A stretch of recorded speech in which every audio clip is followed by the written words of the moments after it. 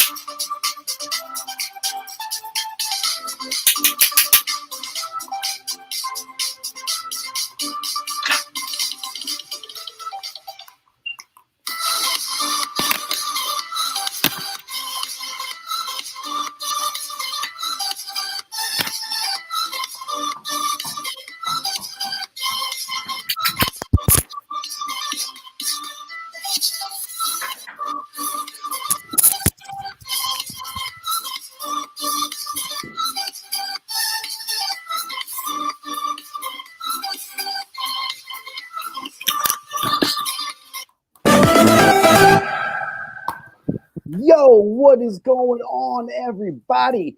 It's your boy Marshall live, and I am live, you guys. I am here with my co-host Kyle Dillinger. It is June 5th. It is a Friday of the year 2020. And bro, I literally needed every single second to make it live here on the show today. Did you see that? Yeah, I heard a little ruffle at the end there, and that's funny because I dropped one of my balls here that I was juggling and had to run and grab it right at the end there.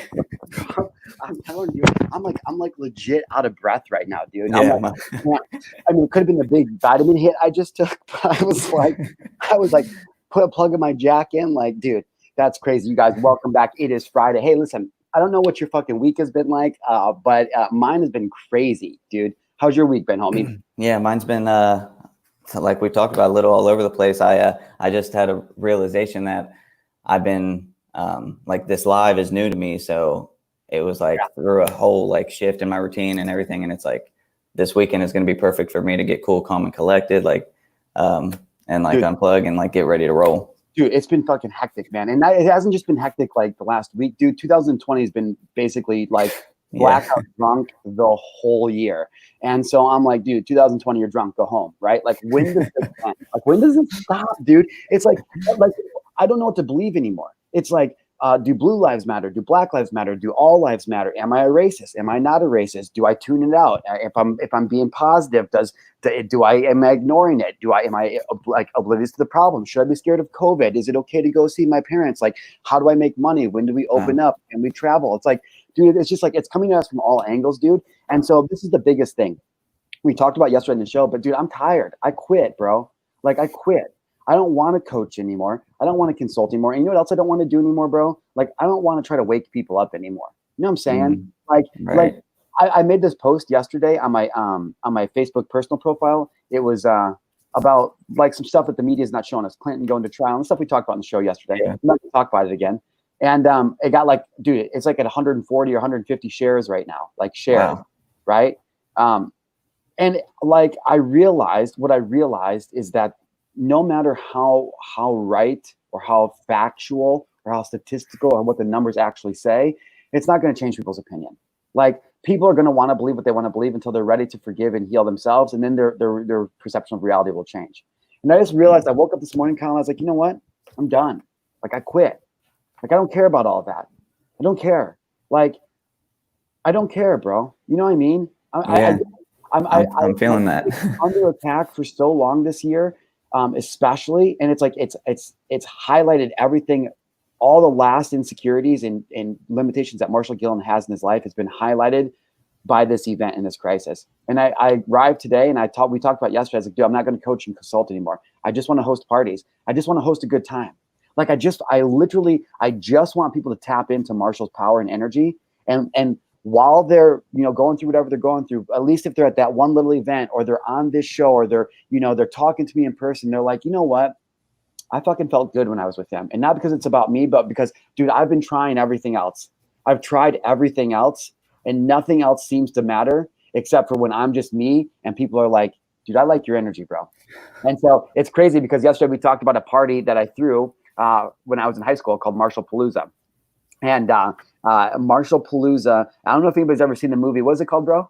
Project X. Project X. Yeah. I remember watching that movie. Okay, you guys, I swear to God, Marshal Palooza was I graduated in 2003. So Marshal Palooza, the first one was in 2003. And I'm telling you, like, somebody must have known about my party and got the story to someone that wrote a script or something.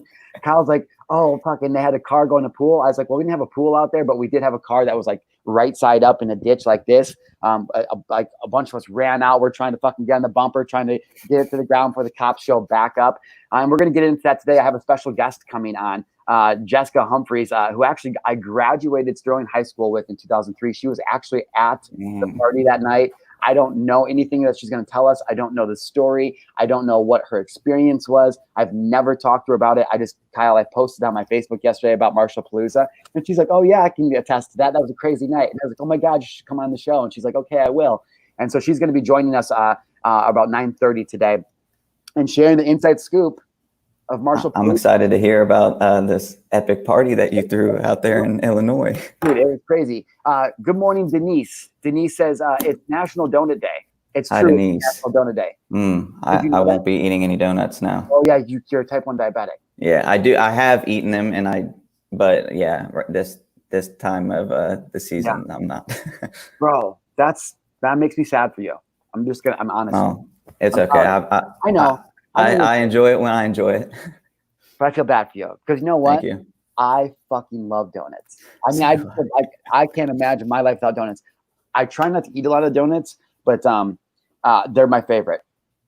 I think people don't understand why they're so bad for you, though. You know what I mean? Yeah, or they just choose to ignore it, thinking about if it's that bad. A lot of the Gillen gang probably knows that, like, they probably don't eat a whole lot of donuts and stuff. But like when I was working at, I used to work at a grain elevator. You know what a grain elevator is? No. Like you ever like get out in the country in Ohio anytime? You ever out like in the rural area? Yeah. Those big grain bins, those big, huge like bins with the tops on them, they're round. Yeah. Okay. Yeah. Sometimes you see like a big, tall like tower that stands right next to a bunch of them, and there's like. So what happens is I used to work at this grain elevator, and basically when the farmers go and they pick all their crops, they need a place to take them, and so they take them to like we take our money to a bank.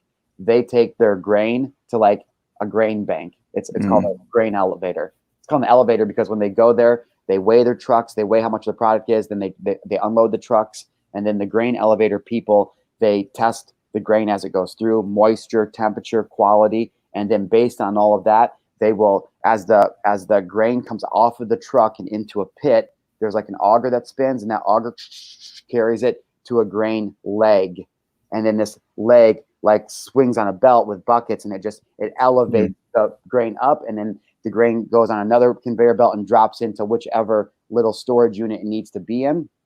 And then the grain elevator then holds it. They pay a check to the farmer, and then the grain elevator is a broker, and they give that grain everywhere, China, fucking, United States, like wherever.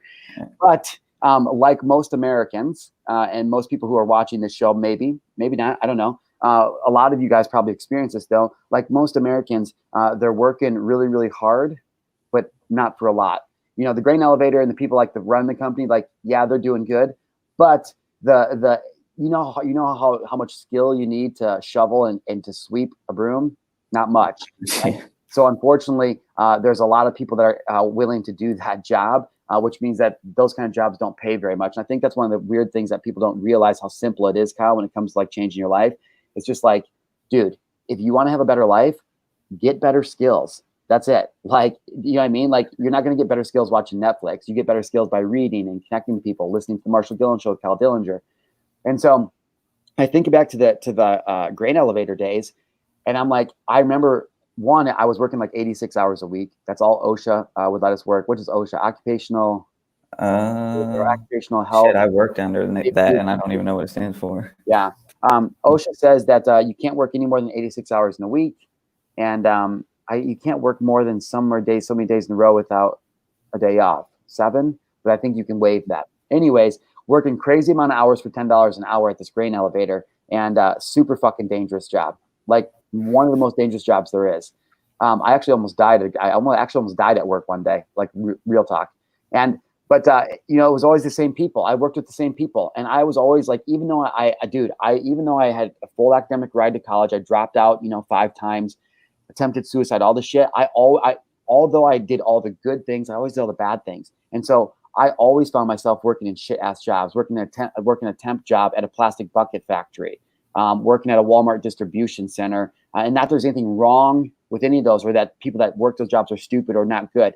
It's not what I'm saying. Right. I just knew, I could just feel that Marshall Gillen had something. I feel like I could have more of the life I actually wanted than the one I was living.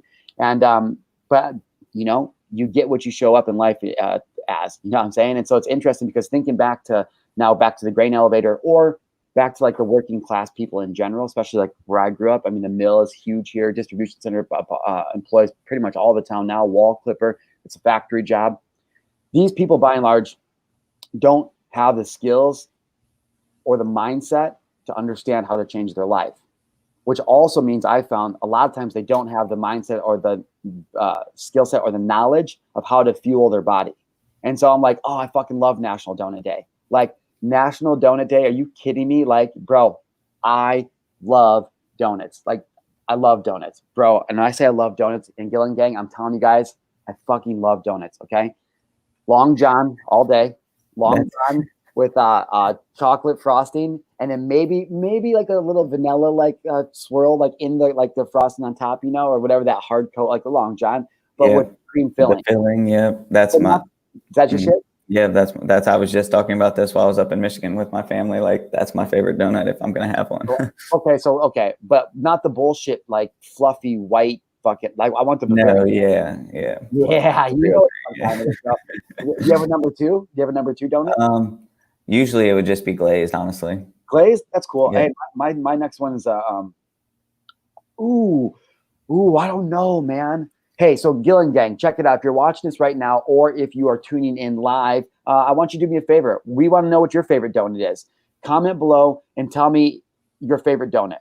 Actually, I want to know your top 3 donuts, because I'm about to share my top 3 donuts I just realized right now. And I'm doing that, Kyle, because I just realized I can't decide between number 2. And I want to be like, oh, 2A and 2B, but I still feel too bad because I feel like then B is still ranked behind A. Okay. So what I'm choosing between right now, bro, is apple fritter or bear claw. Okay. Okay, apple fritter, I'm not with you, but bear claw I could get with. No, bear claw is the same thing as apple fritter. Oh, okay. Yeah. I was thinking the bear claw is like the cinnamon swirl looking one. Dude, it's like it looks like they put dough on a baking sheet and like dropped it in the thing or something. It's like a bear claw, you know, fucking bear claw. And then cake donut. Okay, yeah, that is it. I had a what was it, like a blueberry kind of cake donut type that I like only had like twice, but that would probably be in my top 3, honestly, now that I'm thinking about it. The cake donut. Bear claw donut. Okay. So here we go. Show me a picture of this. Bro, you got to see this, man, because I don't, you're tripping now. You're missing out. I think the one I was thinking of is something with has tiger in the name. Okay. So this is more like, this is like an apple fritter, bear claw. Well, I'll show you what an actual bear claw is. 1 second. Look at my phone lighting up. Look at that. They're watching us. So like, but a bear claw, like a traditional bear claw, probably is more like that. Oh, I've never seen that. Yeah, they don't really make those. You don't really find those kind of bear claws too often anymore. And typically, an apple fritter is this, but now they're kind of labeled as bear claws too. But apple fritter. I like apple pie, but I'm not into the apple donuts. And then cake donut, bro. Oh, cake donut. Just a good old-fashioned glazed cake donut. Oh, that's not what they're called? Oh, maybe they're called old-fashioned donuts, bro. I gotta show you. Old-fashioned donuts. Gillen Gang. No, not you, Siri. She heard me. She's like, old-fashioned donuts, Gillen Gang. Okay. Damn. Oh, bro, yum. I have to eat donuts today. Oh yeah, I'm supposed to show you guys. I had a lot of vitamins already this morning, so I'm not really okay. There, see that? They got that little like indentation. Yeah. Anyways, point being, it's National Donut Day, and here's the thing. I found why a lot of people feel miserable and rotten. One is because they don't have the mindset to be able to look at or the perspectives to be able to look at a situation in life and be able to fully understand it. But that's because most people don't realize they can actually change and control their life. And so what I found that changed my life 7 years ago was through fitness. And so I don't really ever talk about it, but I'm like, fitness and nutrition is a massive part of my life. And it's the it's literally the catalyst that allowed me to start my own business and start this show and start a business where we fucking throw parties for like a living. Like, what are we talking about? You know? Right. And people are like, well, how did it start? And I was like, you know what? It started with understanding my diet. And they're like, no, like the business part. I'm like, yeah, the business part started with the seed that I planted all those years ago when I was 27, and I finally learned how to eat. Because most people look at a plate and they don't understand how to eat. Like, you know what I mean? They don't understand. They think everything's like calories or like, oh, I shouldn't have fat or carbs. Like, people don't understand. It's like if people understood, there's literally just three nutrients that the body needs, macronutrients, like the big ones. There's little tiny nutrients that people need, but they're called micronutrients. So if you look at the macronutrients that your body actually needs, because I think, Kyle, sometimes people forget like how literal it is that what you eat, you become, because like your body is made of cells, and the cells run by a program, and cells need to replicate based on the information that's stored inside of it. So they can continue, like that's how a liver cell knows to become a liver cell, and the skin cell knows to continue to become a skin cell. And so the food that we put in, the energy we put in our body is what literally builds our body. I mean, like, it's not like a euphemism to like, hey, yo, you are what you eat. So like, I was about to say, so I was like, so like thoughts become things. It's like you are what you eat, kind of. But I mean, literally, where else would you like? Imagine if you could put a donut inside of an iPhone, and then the iPhone turned into a donut. You know what I mean? You would fucking shit yourself. You know, you're right. I mean, right. If I put a Philly cheesesteak into a mailbox, and then the mailbox turned into a fucking giant Philly cheesesteak, I would like win a Nobel Prize or some shit. I mean, literally wouldn't it blow your mind? You're right. And it's the same concept as what we're eating. Yeah. Same thing. And so I'm like, I'm not hating on National Donut Day, because I think it's been very clearly stated that Marshal Gillen loves him some motherfucking donuts. Right. And it's duly stated by Kyle Dillinger. Yeah, 100%. Yeah. But it does make me sad, because most of my life I've worked or been around people who, not because they choose to not, but they don't have the skills. So that means they're not earning very much money. And because they don't earn very much money, it usually reinforces a limitation that kept them limited in the first place.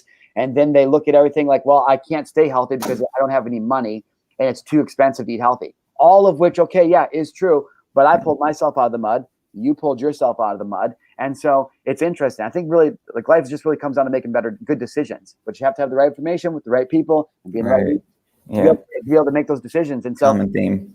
Those 3 macronutrients I was writing. If you guys want to if the Gillen Gang wants to understand this, I'll just break it down for you guys real quick. Please. For those of you who don't know, I used to be a certified personal trainer. It's how I started in business. Actually, that's not true. That's not true. Well, I'll get to the first business I started. The second business I started was a personal training business.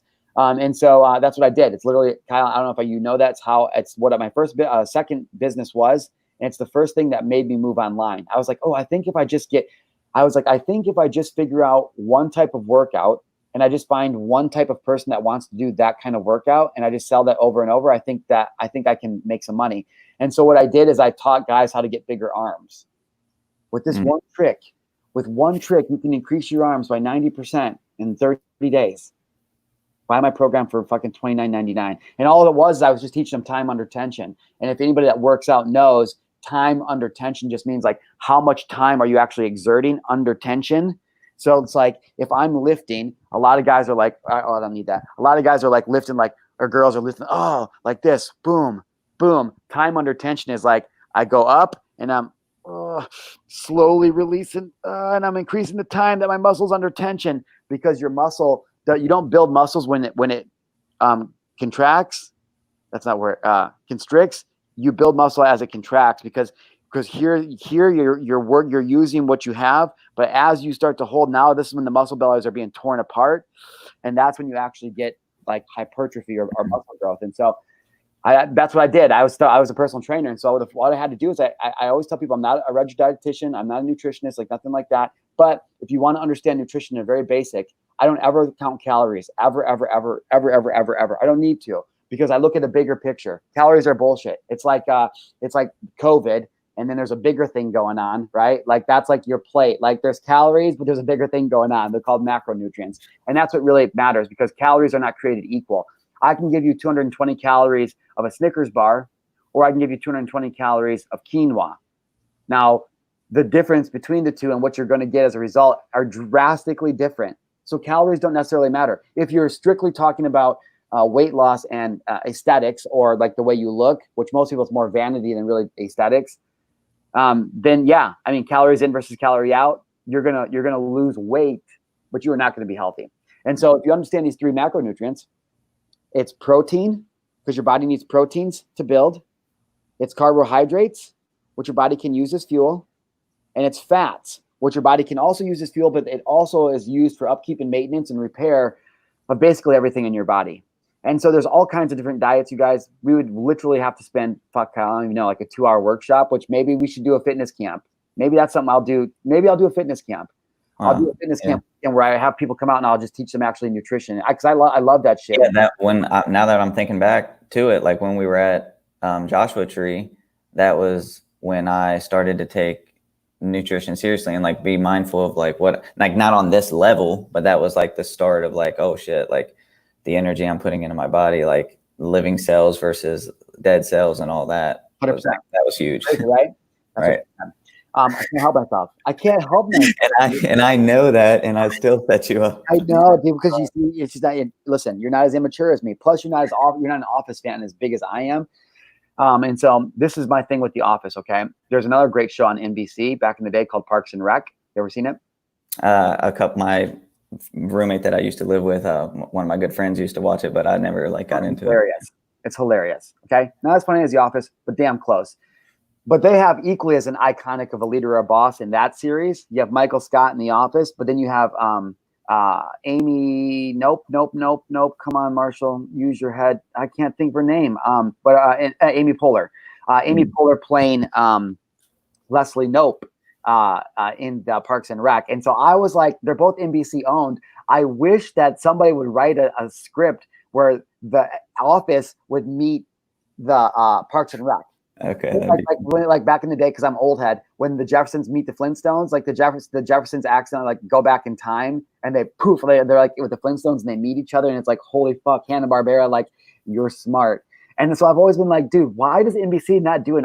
Because if Michael Scott walked into like have to file a license for something, or if Leslie Knope walked into the office to buy paper, holy shit, it would be the funniest fucking things, because their two characters would be like, I don't know. I don't know if they would get along perfect or if they would be at odds, but the world needs to know these things, Gillen Gang.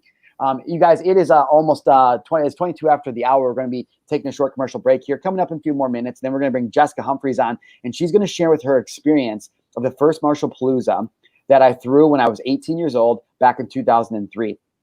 Arguably the most epic thing I've ever done. How many Marshall Paloozas have there been since then? 3. Oh, okay. The last one ended with the San Diego State rugby team rushing our party and basically trying to fight everybody. They're beating the hell out of people. So I have these you probably can't see them. See those scars on my knuckle? Yeah. Right? Mm-hmm. So this part we're at this place called Campanile, which is an apartment complex at San Diego State where all the kids stay, and I'm 23 at the time. and we had the bottom apartment, and the doors were wide open, the sliding doors. We're playing beer pong and flippy cup. The music's blaring, like there's a big ass party, and all of a sudden these like 7 or 8 dudes show up, and they're fucking rugby players, and they're like talking shit. They're just talking shit, and we're peaceful, like, hey guys, like, you know, like please just leave, like fucking leave, like get out of here, you know. And they fought and they left, but then they came back. Oh, it was 2 guys, that's right, and we wouldn't let them come in, so they left, and they came back with all the rugby team. And then shit went down. And so like they started jumping everybody. Well, one guy was like, so what happened is these guys they're all coming in, they all surround us, and we're all standing there, and I have to come and it's sorry, ladies, I'm sorry, but this is how it goes a lot of time in my experience. It's fucking that one fucking girl who at the party who's all drunk, and she's the one that gets to starts talking tough, right? Oh, fuck you guys, get the fuck out of here, you know? And all the guys are like, listen, shut the fuck up. And she's the one person that says something. So there's that one girl that said something. And she was standing right next to me. I don't even fucking know who she was. Sassing. And then this stupid motherfucker, big, 3 times her size, pushes her down, like fucking chucks her. And it was like it was just a reaction. I couldn't help it. Yeah. Boom, like right in his jaw, and he hit the ground, and then fucking melee. And it was like, dude, it was crazy because, oh my God, one of my friends actually like saved my life that night. I've never been beat up. I've been in a lot of fights. Thank God I've never been beat up. This is the closest I ever was. All the chaos broke out, and this other big guy tackled me onto a couch. And so I'm face down in the corner of a couch, and he's bigger. So he's got me pinned down, and he's sitting there just busting on my kidney. Boom, boom. And I was like, oh my God, this is the first time I'm about to get fucking beat up. And then this one of my friend who's actually, I was dating her at the time. She's little. She's like little. She's short like me, but she's this little like black chick. She's just, you know, like little skater chick, fucking cool as fucking. But she's bad. She's a badass bee.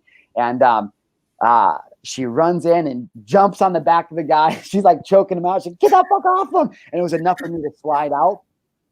And I jumped up, and all of a sudden the guy he kind of tosses her off, and he looks at me. And there's a table next to him, and he looks at the bottle, and he looks at me, and he looks at a bottle, and he grabs this bottle. And I was like, I look at him, and he's like, look at him. He has a bottle, and I'm like, I grab a couch cushion up like this, and he chucks the beer bottle at me. And I was like, duh, and I shielded it like this. I fucking knocked the beer bottle. I throw it down, and boom, I hit him in the face, and I took out his teeth, and that's how I got those knuckles. Wow. Anyways, though, I've been on the receiving end of like, you know, I mean, not anything like that, but like I have a scar in my eyebrow. I don't know if right here. Yeah. We were at, it was like my first college party actually, at NKU, Northern Kentucky. And I was literally, all I did was I was talking to like face to face like this with a female, and her ex-boyfriend like came up behind me, like turned around, like, and I'm friends with, like, I was like not friends with him, but I was like, thought I was cool with him. And then he fucking takes my head and bam, against the wall. And I hit the corner of a picture frame, and it busted me open. And then I got kicked out because I was gushing blood everywhere. Bro. And then I had to go to get stitched up. And get better skills, bro. You're telling me it's time to get training. Hey, you guys, this is about 27 after the hour now. This is the Marshal Gillen Show. It is June 5th, a Friday. I hope wherever you're tuning in from or watching from or listening to us from, I hope that you're having a good day. I know it's a tough time out there. So we're hoping that when you come here, we can be a little break from all the madness. And we're going to get into more about how Kyle and I are going to do that, how we're going to, move forward, try to focus on being happy and being fun. But we really want to focus first on this episode. What is Marshallpalooza? How did that even start? Yeah, like, who thought of that? What was the first one like? Was it safe? Was it fun? I don't know. But we're bringing on a friend of mine I graduated high school with back in the day, Jessica Humphreys, you guys, right after the break. So stay tuned. And just know, you guys, that these stories are fun to share. But don't worry. All the Marshallpaloozas and all the events that we do now, they're not like this. But back in the day, we were some wild motherfuckers. So anyways, you guys, grab some coffee, go use the bathroom, take some vitamins. You guys, join us back here in about 3 minutes. And we are going to come back with Jessica Humphreys as she tells us her side of the story of Marshallpalooza. I've never heard it. I literally have no idea what she's going to say. This is going to be wild. This is the Marshal Gillen Show with Kyle Dillinger. We'll see you guys after the break. See you on the flip. The flippity flip. Here we are in Joshua Tree. We just filled up these ammo cans with gravel and rocks and dirt. We're being led by my good friend and former Marine, John Commons. And what we're going to be doing is overcoming some limitations in our life. And so one of the exercises that we're doing, and the reason that we came out here, is we're going to be going on an 8-mile hike. and we filled these cans up with rocks and dirt. And we've also written on a piece of paper the limitations that are keeping us from accomplishing the things that we want to accomplish as men. We've written them down. We've put them in those boxes. Now there's 5 of us, and there's 4 cans. And the idea is that as men, we just try to carry all of our problems, all of our pain, and we never set it down, and we're never willing to ask for help.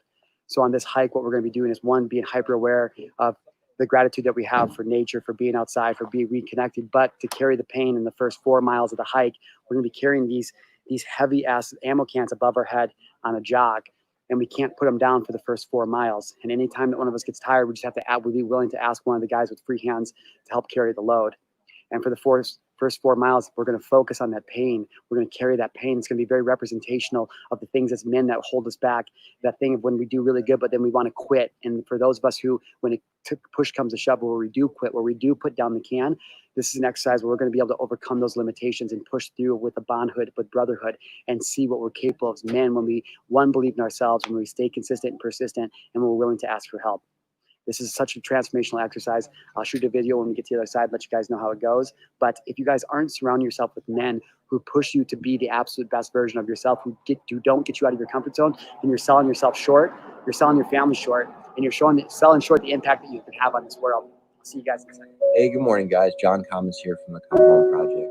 Last weekend, I went on the retreat of a lifetime. You see, my friend Marshal Gillen runs Transformation Alpha, and every quarter he hosts his own retreat. Now, I didn't know what to expect walking into this, but afterwards, I am so grateful I was able to be a part of it, guys. It was a blast. You see the quality of men that he had there, how I felt going into the retreat versus how I feel now. Complete 180. I'm more confident. I'm more happy. I'm elated. I feel lighter. I feel like the weight of the world is off my shoulders, and now I can do anything that I want without being scared. Guys, it was worth every single penny. It was absolutely fantastic, and I'm going to every retreat for as long as he does them because it is that impactful. My wife and I are so much happier. We run a relationship program, but after coming back from that retreat, we're even happier than we ever been. Why?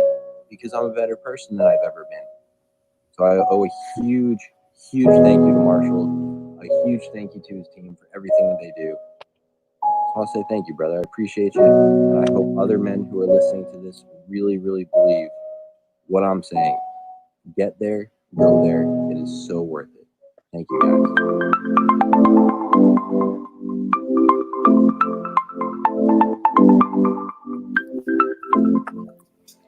Yo, what is going on, everybody? Welcome back to the Marshal Gillen Show with Kyle Dillinger. We are back for the second half of the first hour. I'm joined by Jessica Humphreys. Jessica, what's going on, girl? Hey, guys. Hi, Kyle. Hi, Marshall. Hi, nice to meet you. Nice to meet you, Kyle. This is fun. This is a good way to kick off my weekend. Oh yeah, I'm part so of the Marshal Gillen Gang. What a fun treat that you guys don't care about seeing my face, but what a fun treat to be able to have you here. I want to first say thank you for your time and energy. We really appreciate it, but I also want to just publicly recognize you and say thank you for your service. Tell the people a little bit about how you've served our country and where you're at right now. So actually, it's my husband. He is a former United States Marine. So simplify, the military is huge in our family, but I work for the military. I am with the Department of Defense, and I service all of our military families and children here in Maryland. Wow. I love that. We've been hitting it hard, and every day we're servicing those deployed service members as well as our families that are here in the States. But it's amazing work. Wow. But let's move that aside for a minute. I want to talk back. Let's see, 2000 had to be 2003, Marshall. Yeah, 2003. That was right after we graduated, right? Yeah. So, Kyle, I don't know where you're from. Are you from Illinois? No, I'm from Cincinnati.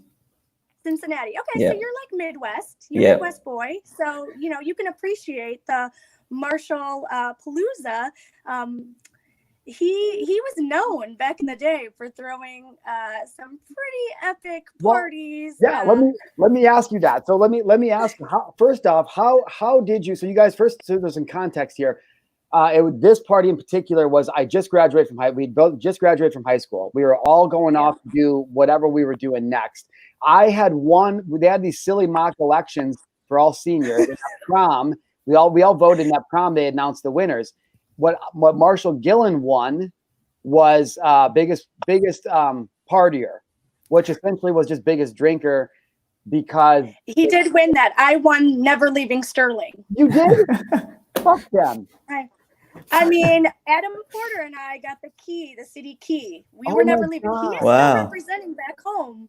And he reminds me on the regular when I come home to visit that I did not hold up my end of the deal. So I kind of stuck there. That's so funny. Those recollections were so funny. So here we are. How did you, we were out of school. So do you remember even how you heard about the party? Okay. So, Kyle, back home, we had a restaurant that I worked at for years. It was called Don Pedro's. It was the best Mexican food, I think. I mean, maybe because I just made the best guaco nachos. I don't know. But I worked with a group. There were high school kids that were from our surrounding area. So we had Sterling, Rock Falls, Dixon. There was like a plethora of us high school girls that all worked together. And it had kind of gone through the rumor mill that, oh, Marshall's having a party. And I was like, oh, shit, is it this Friday? I got to work. So I begged one of my counterparts. I was like, I will take your next 2 Saturdays if you switch with me, because I want to go to Marshall's party. It's going to be badass. And he was like, you owe me so bad because I wanted to go to that party. I'm like, well, dude, I'll just save you some keg beer. Like, just cover my shift. I want to go. So we had heard about this party, and Marshall lived out on farm property that, it was a hike to get there. And I was like, all right, we're going to go. So there was probably in our vehicle, there was like 6 deep. Now, mind you, we were living on Boone's farm. Right. Maybe some Mad Dog 2020. 100%. I heard Marshall had a keg or 2, but, you had to bring your own supplies. Yeah, that you had like saved in the ditch in the weekend before. Right. I mean, it was Busch Light. It was, that's still some of my favorite beer. I'm not even going to lie. So we load up, we roll in, and, it was all the surroundings, like high schools that had heard about this. So you had Newman, you had Rock Falls, you had Dixon, which we really didn't care for. Sterling. So you didn't really know how serious this party was. And because back home, the corn was like growing up. So it was fall season. So you're rolling in and you just start seeing cars on both sides of the country road. And you're like, oh man, this is getting serious. And we had to park like a mile down. Now I was in cute heels and jeans and a cute halter top, and I had to hike my tail to Marshall. I'm like, I'm looking so cute. I'm gonna be so sweaty before we ever get there. And I could, ruin the chance of running into, a new fling. Who knows? But we come around the corner, and he's got a bonfire going. He's got the kegs. It's just, I mean, there are hundreds of us, like all over. Literally. Marshall's mingling. He's doing his thing. He's got his solo cup. He's like, hey, y'all, good to see you. Make yourself at home. He's just being party boy Marshall. Being the host. Y'all feel welcome. Everybody's having a hell of a time. I had to pee, so I'm like, Marshall, can I use your body? He's like, yeah, girl, go on in. Okay, so a couple hours pass. We've had a good time. Marshall's still throwing up. He's doing his thing. At one point, he was on the roof. He was cheering and yelling, and people were daring him to jump off. God, that's right. You didn't jump off. No, I didn't. He was you didn't jump off. You were just being chill. And so the night's winding down a little bit. I mean, there's some craziness. There's some streaking going on. Did I streak? We're 18-year-olds. Did we streak? What was that? You didn't streak. I won't mention who was streaking for name's sake because we're all professionals now. I'm not going to go name drop. But there was some streaking, and it was funny, and I have pictures. I feel like I was naked at one point. Another time. Yeah, I feel like I might have been naked. I feel like I might have been naked at one point. I had you were naked, but we talked you into putting your clothes back on. So we covered back up for a little bit. That's how so you guys got to understand. It's just a Marshall Palooza. I mean, you had to understand. We had nothing better to do than sit around the bonfire. I'm telling you. Throw down some cheap beer and have a good time. And it was let me the ask best you night. Up until the cops I was getting ready to leave the bathroom, and my girls and I, it was probably close to midnight. And mind you, we had curfews. We still had curfews. And so there was a whole crew of us that were like, oh shit. I said I was at so-and-so's house. My parents thought I was still working at Pedro's. I said I was working. They didn't know any better. I took my work attire, made it look like I was working. Oh my God. So I go say bye to Marshall, and I go to step off the porch with my crew, and no shit, 8 state troopers surround the house like a mother, and I just remember dropping my cup going, oh shit, and you saw 100 people flock into Marshall's home and take off into the cornfield.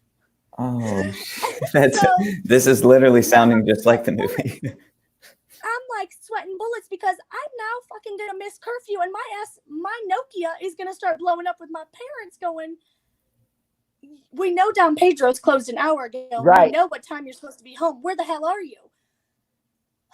Let me just tell you, I was sweating bullets. We're all laying on the floor like 100 dead bodies deep on Marshall's floor. He is pacing back and forth because now we've got state troopers banging on the door. Not only are they banging on the door, they're calling the landline saying, this is Illinois State Police. We can see 100 of you laying on the floor. If y'all are idiots, we have your vehicles. We are running tags. Now, mind you, we're 18. We're going, oh shit, that's my parents' car. That isn't even my car. Like, I am in so much shit. So much trouble. So much trouble. So Marshall, being Marshall, is continuing to egg them on. He's like, nobody's home. That wasn't me. Go away. That wasn't me. That was somebody else. That was Dylan. I don't believe it. I'm pretty sure it was Marshall. It was Dylan. He was the only person. He was sitting in a chair just like this because he was just getting ready to leave for the army. And I was like, shut the fuck up. Shut the fuck up. And he's like, it was Dylan. It was Dylan. Oh, okay. Shut the fuck well, up. at this point, I've migrated from the kitchen floor. I've now shimmied into the bathroom. And my cousin and I were in the same grade. Marshall and my cousin and I were all in the same grade. Now, my cousin's dad was a teacher for our high school. And he's just saying, I'm going to be in so much trouble. I'm like, I'm in so much trouble. We're both in so much trouble. We're so fucked. Like, needless to say, we were so screwed because we were locked in there for a couple hours because the troopers weren't letting us go. They knew they had us. We were screwed. So Marshall's going up on the roof again. And he's like, I can see how many cops. So he's trying to devise a plan. Good old Marshall status was like, all right, if I'm going down, y'all are going down, but we got to figure out something because we were screwed. So Marshall, do you remember you like huddled everybody together and was like, we got to figure this out. What happened is the cops left. They're like, okay, we're going to leave. We're going to back up for a little bit to get everybody like to fucking go, which ends up being the downfall because I got taken to I had to go to the cops office later. We'll talk about that later after Jessica, but no, they left for a second. And I was like, okay, we got to go. But at that time, TJ had put his van in the ditch like this. And so, so that was, yes. I was like, we got to get TJ van out here. Yes, he did. But he actually saved us. He saved us, though, because when we devised the plan, it was everybody decided, all right, somebody's going to take the fall. Somebody's going to get pulled over. But it basically was rock, paper, scissors, every man for themselves. 100%. And when TJ backed into the ditch and his van was up in the air, my cousin was like, oh, dude, I rode with you and I want to help you, but I'm rolling with my cousin. Yeah. Here's like a sacrificial lamb. Yeah. And everybody's high and dry. He was so pissed. He was so pissed because he's like, F you guys. You just screwed me. And we're like, you got to take one for the team. So we pile in. The car is hunkered down because, we're just rolling in the Corolla. It's knee deep to the ground. We got like 15 people now piled in one car. And they pull over the car in front of us. And we were able to slide on out and not get arrested that night. But the Marshall Palooza was one that we still talk about. I will tell my kids proudly. I was going to ask, do we know how many arrests came from that night? I think it was like 4 or 5 for what I found on my property. Yeah. I don't know if kids got pulled over. There were a lot that were getting pulled. I think the funniest was, and I won't mention his name because I believe he's in law enforcement now, but if I remember right, there was an individual that was down in the ground.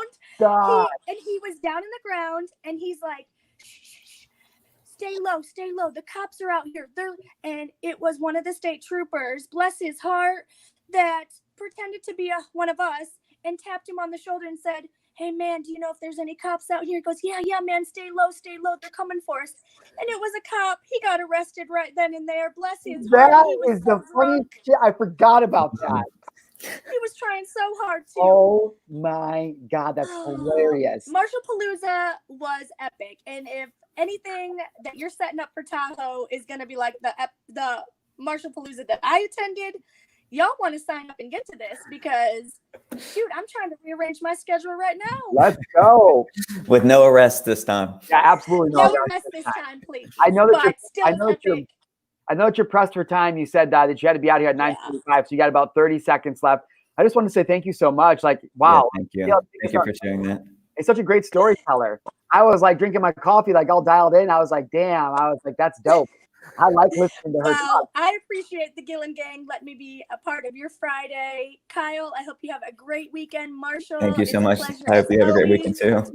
Thank you all for tuning in. Stay on. Continue listening to some more Marshall Palooza. I know it's going to be epic with more of his stories because I'll be honest, I pieced out and headed home so I could get grounded. But I love it. I'll take that grounding and roll with it because it was epic and I loved it.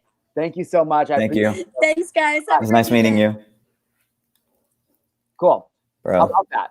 That sounds sounds like a hell of a time. Marshall Palooza is not going to be like that now. Okay. I'm 30. Like, we're different. Okay. Right. 5 now. Marshall Palooza is literally, I mean, I showed this clip. I showed the clip from the men's retreat that I hosted in Joshua Tree in November. And so what I found, Kyle, is I had to find a balance in my life because there's part of me that wants to be really, really playful. But the more I started to invest in my personal development and my business mastery, the less playful I became over the last 4 years. And it was like almost like I judged myself. I was like, oh no, entrepreneurs don't drink a beer. Oh, entrepreneurs don't take vitamins.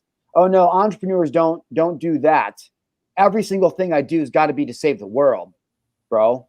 I gotta fucking. That's how I live. You do you, but I'm gonna build a business, and like that's how I was living. And all of a sudden, I arrive at. I'm burnt out. Last year I'm supremely unhappy. I had money, I had all the things, but I had never been more unhappy in my life. It's because I literally forgot how to have a good time. I forgot how to enjoy myself. I mean, you hear that story, yeah, that's like that was a wild time. There was a teenage boy who was very hurt, and who was expressing himself through carelessness and alcohol because he thought that having the biggest party and hosting the most people would make people like him. And so that would make me like myself. Obviously that never worked. Oh. But there's always been part of Marshall that wanted to do that. But then the older I got, like I said, the last few years, Kyle, it's like I started learning all these different skill sets and mindsets. And it's just like the same Marshall that wanted to throw the party to have people just have a good time so they could just relax and like him is literally the same Marshall that wanted to fucking go out and open everybody's eyes and minds and hearts. And so I could help them so then they would all like Marshall. You know what I mean? And so we talked about in yesterday's episode, but I just haven't been showing up for myself, even though I thought for sure that I have been, even though I'm trained and to do so. And even though I've given the people the ability to go out and do that for themselves at a high level based on the results that I've given people, but I haven't been doing it for myself. And so then there was like, I get to November and I've been hosting workshops and retreats, everything in between up until like the first Marshall Palooza when I was 18 and the last one that I hosted, which was the Grow and Bro retreat. And the Grow and Bro retreat was completely different than anything I'd ever sold a retreat or workshop wise, because I'd always sold workshops and retreats on how to make more money and how to get paid to speak. Now here I am in November and I'm doing like a spiritual retreat, like just the actual fucking hangout. But I put so much pressure on myself to make it transformational. Like, oh, it's got to be transformational. It's got to be this. Oh, I don't know if we should drink. Oh, maybe they can have drinks one night. Like, oh no, like all this bullshit. And it was a restriction. I put my restrictions on my guests trying to curate this silly fucking transformational event. The most transformational stuff, we didn't even end up getting into barely any of the things I had actually exercised and talks I had planned because it was so organic. And that was the transformational point for me, Kyle, is to watch you guys just interact. And so here I am now, and I'm like, oh, Marshall Palooza, which I like because I just think that's awesome and I'm fun and it fits me. But when I think of Marshall Palooza now, I realize like we talked about this yesterday, bro. Like we are inherently good people because we already made the choice. And so the habits and the rituals that we do every single day, the actions that we take, like we don't have to justify that to ourselves, and we certainly don't have to justify that to anybody else. And so I know that Marshall Gillen's like is chill. I know that if you walk up to me and ask me a question about scaling your business, I can answer it like that. I know if you walk up to me and you ask me a question about how to change your nutrition or how to get more healthier or more fit, I can answer it like that. I know if you walk up to me and ask me how to tell your story, how to what it's like to be a working class person, what it's like to overcome poverty, what it's like to overcome racial profiling. If you come up to me and ask me what it's like to be in a broken relationship, you come up to me and ask me how to heal yourself, all these things. What it's like to be rich, what it's like to be poor, what it's like to lose it all, what it feels like to gain it all, what it's like to travel the world, what's it like to be with high level people, what's it like to be mentored by a billionaire. Like these are all, I can just answer them like that. And so what I'm realizing, it's not that makes me special, but it does make me unique because I've put a lot into my life to have unique skills. And so I'm like, oh, well, Marshall Palooza, I have this limitation in my mind, which other people might have about their past. I'm like, oh, when I think Marshall Palooza, I think what Jessica just described. And then I judge myself and I label myself and I shame myself as, oh, that's a bad part of my life. Having fun like that is bad. I can't be playful because I never actually stopped to go, oh, but that kind of fun and being playful are not like, they don't have to be together. Like they can. Yeah. And so that's what I'm realizing. I go, where's the middle ground? Because I'm not enjoying life. And so I'm like, bro, I get it. Like, how about people fly out for a Marshall Palooza? I'll have like week-long vacation getaways. And so it's like, okay, cool. We'll have a party on Monday, but it's not going to be like a fucking rager like that. Like that, people have to understand we were in high school. Okay. That was like the first party that we had ever been to like that. Right. So like, I remember the first time you went to the bar, it was the first time that we'd all ever been to a party like that. So people fucking wild out. And I'm going to tell you about the party in the next half of the next hour of the show, Kyle, because I want people to fully understand. It's going to be fun. This is going to be fucking cool. But, now I realize that literally just me showing up and being me and being playful and being happy and being full of joy, like that is transformational in and of itself for anybody that comes. So it's like, if you come and spend a week with me, first off is we're going to have a fucking good time on Monday. So fly in on Sunday afternoon. Let's get set up. Let's have a good time. Let's meet each other. Monday, we're going to have a fucking cookout on the lake in a mansion, fucking hanging out in the sunshine, ending summer. And we're going to talk about some things about the end of new cycles and this and that, because I'm a weirdo and I like talking about that stuff. I know the guests will like talking about that stuff too. And then after the party on Monday, we're going to spend the rest of the week just bettering ourselves. Like we're going to have a recovery day and maybe we'll talk a little bit about, I don't know, whatever people want to talk about, nutrition or something like this. We'll be hanging out together collectively, connecting, on the next day, we're going to do fun stuff. We're going to go on a hike, which, we talk about the transformational hikes, but like what I'm realizing and what I want the Gillen Gang or anybody watching, listening to understand is that if you're the type of girl or a guy that's working on themselves constantly and trying to be better, then you're a good person. And what you should probably focus on is truly focus more on like what you want, selfishly what you want, because since you're inherently a good person, you are producing good results. And so if you be selfish, you're going to create a lot of selflessness naturally for the rest of the world because you are a good person. It's like Kyle said, like a tree. It's like, okay, cool. Take in selfishness and let the selflessness is what rest like comes out. Take in selfishness like a breath, and selflessness comes out. And when you get a rhythm like that, I know it's good, right? Yeah. I'm just reflecting and noticing, like I've been saying the last couple of days, as you're speaking, I'm like, okay, bro, that's what it is. Like, I have gotten away from the selfishness, trying to like help when, and I've even said it on the show prior, like, you got to help yourself so that you can help others. You say it, and I've repeated it multiple times. You got to fill your cup up before you pour into others. Yeah. And it's like, I'm noticing as you're talking, like, wow, like that, like, no wonder your energy is where it is and all over the place, because you got to take care of yourself, or you can't operate how you think you can. 100%. Well, that's absolutely true. We talk about that all the time. And so how can you how can you start to do that? Well, we talked about it yesterday, mission statement and core values to start with. And so we started to, not necessarily to start with, but that's part of it. Like starting to get a clear vision, like get it written out. Like, what does your life look like? Like, stop just like, oh, okay, I think I want that, or I think I want this. Like, get crystal clear. And I've been avoiding getting crystal clear until now. Up until now, I've avoided it. Yeah, it's because you don't really believe that you can have what you want. Right. And I'm noticing that as you're talking too, because we talk about the subconscious programming, and it's things I know, but I like it just don't believe. Right. Correct. Yeah. Half-ass believing. But like, yeah. And so again, that's just a frequency, which I mean, I know that you know. No, I know, and I'm appreciating you reflecting it. Yeah. Evelyn says, fill our cup up, fill our cup of love first, so we can give from our overflow. It's true. And so it's you know, people hear that and it's a trending like hashtag on Instagram, self-care, you know, but self-care really is the new healthcare. And we talk about that all the time. It's like, it's an idea of how you live your life, understanding to be able to look at a plate and understanding what macros are, knowing that your body needs a certain percentage of protein, fat, and carbs, and you can cycle through different diets, and you really got to find what diet is best for you. Maybe it's a meat one, maybe it's meatless, maybe it's vegan, maybe it's plant-based, maybe it's paleo, maybe it's keto, maybe it's carb cycling, maybe it's high carb, low carb. Like there's so many things and everybody's body is different. You should never let anybody tell you what your body needs. What you should be doing is going out there and figuring it out. But understanding these things is what's going to be able to change. That's self-care. Caring about what you put in your body, because what you put into your body, you become. It's also what's going to scientifically, right? We know about this. There's a chemical reaction that happens when you eat food. And based on those chemical reactions, hormones are released. And so if you want to feel better, if you want to love better, if you want to do stuff better, okay? If you want to like look better, okay? It starts with eating right, because that is going to make you function hormonally better. When you feel better, you want to take more action. It's super simple. Yeah, and I can attest to that with like reflecting back on my last 10 months or specifically 8. I think since the retreat is like when you felt the best is like, oh, okay, when you're eating the plant-based diet and doing the exercise and all while doing the meditation and yoga and getting into nature, like all collectively is when it comes together. Yeah. Well, and again, those are all modalities, but you're absolutely right. Yeah. Together. It's like to amplify it, like stacking biohackings. Yeah. Like what modalities do they want to use? And so like diet is definitely the first one. You said meditation. Yeah. Yeah. So meditation, you guys, is another one. So like self-care, if we're talking about ways to self-care, your diet, drinking a lot of water, getting good sleep. Kyle said meditation. 100%. Meditation might arguably be one of the most beneficial things that you can do.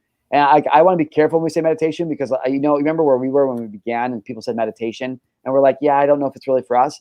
So really what Kyle and I are saying is just stopping and just like, tell me, Kyle, have you ever been standing there and just kind of like zoned out? Like I frequently do that. Yeah. Or like, have you ever been zoned out and somebody talks to you and you're so zoned out that it takes you a second to come back in? You're like, hold on, I'm sorry, what? You ever do that? Yeah. So if you have trouble meditating, if meditating is not for you, what I want you to do is just practice for 1 minute a day, zoning out.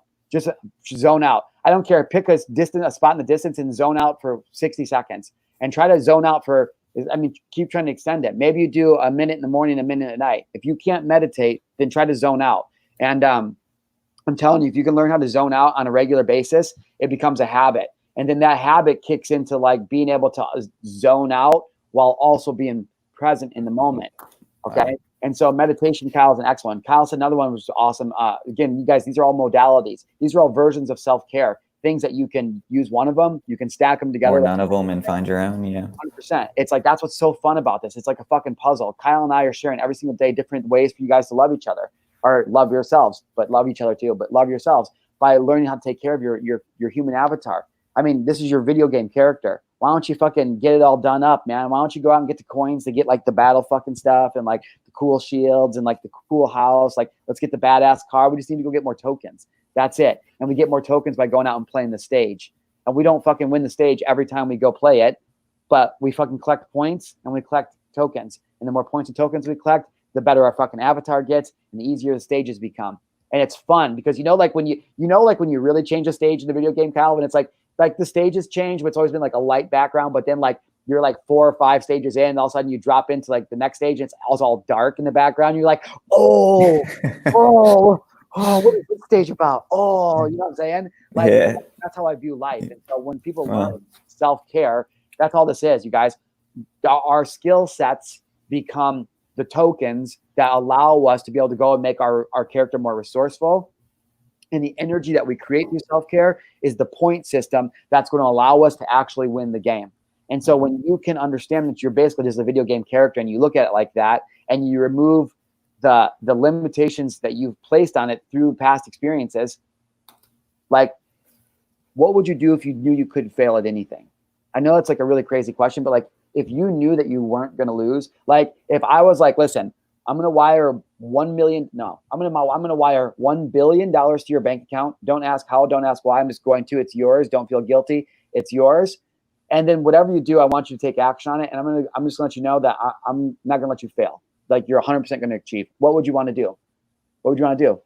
And so once you think about that, you know what I'm saying? Like that's the importance of these self-care things. And so it's like understanding that vision and understanding, okay, well, how do I tie these together?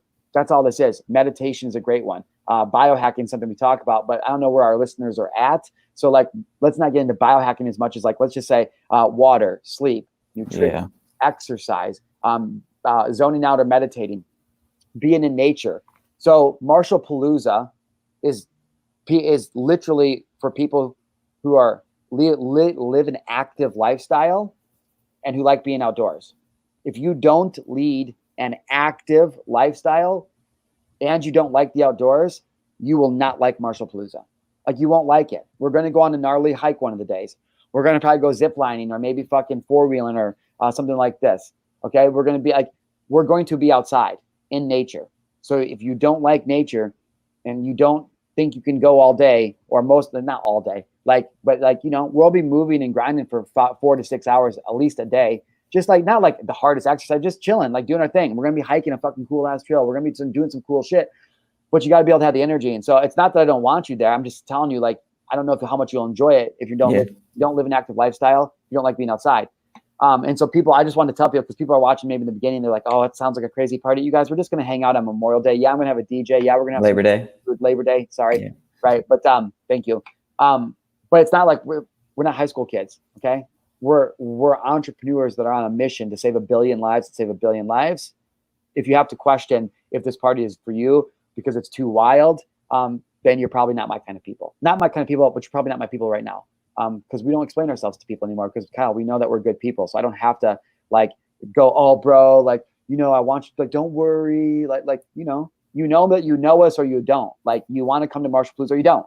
There's right. I wouldn't want to come to a Marshall Palooza that is like the story we were hearing, but like knowing, like going on a retreat and experiencing that, like I know, like you're a great balance of having fun and like transformational. Like there's literally like 14 beds in the mansion. Okay, there's some for couples, some for singles. I have 1,000 leads right now of people that would want to come to a party like this. I'm not tripping. I have to explain to anybody what I'm about. Like, you know what I mean? Like there's 14 beds for 1,000 people and more than that. I mean, my social profiles have how many? If I turn on ads or something like this. And so, I just want people to, those who know. Those who don't. But it does make for good conversation. And so I want to tell that story a little bit at the next hour. It's crazy. It was a crazy night. I want people to understand where I came from, what's going on. But because I'm a good storyteller, I love to take stories and then point out life lessons that you can learn and grow from in all of them I tell. I think I'm okay at that. Am I okay at that? Yeah, I think you're amazing at it. And I am at like the very like beginning of that. Like I love to tell stories and I love to try to help like point out like what you can, I say like what you can learn from my past experiences. I just still have the limitations and I'm working through the subconscious programmings. And now I'm at the point where I I'm inviting myself to practice on presenting my stories so that I can begin to be as good as you.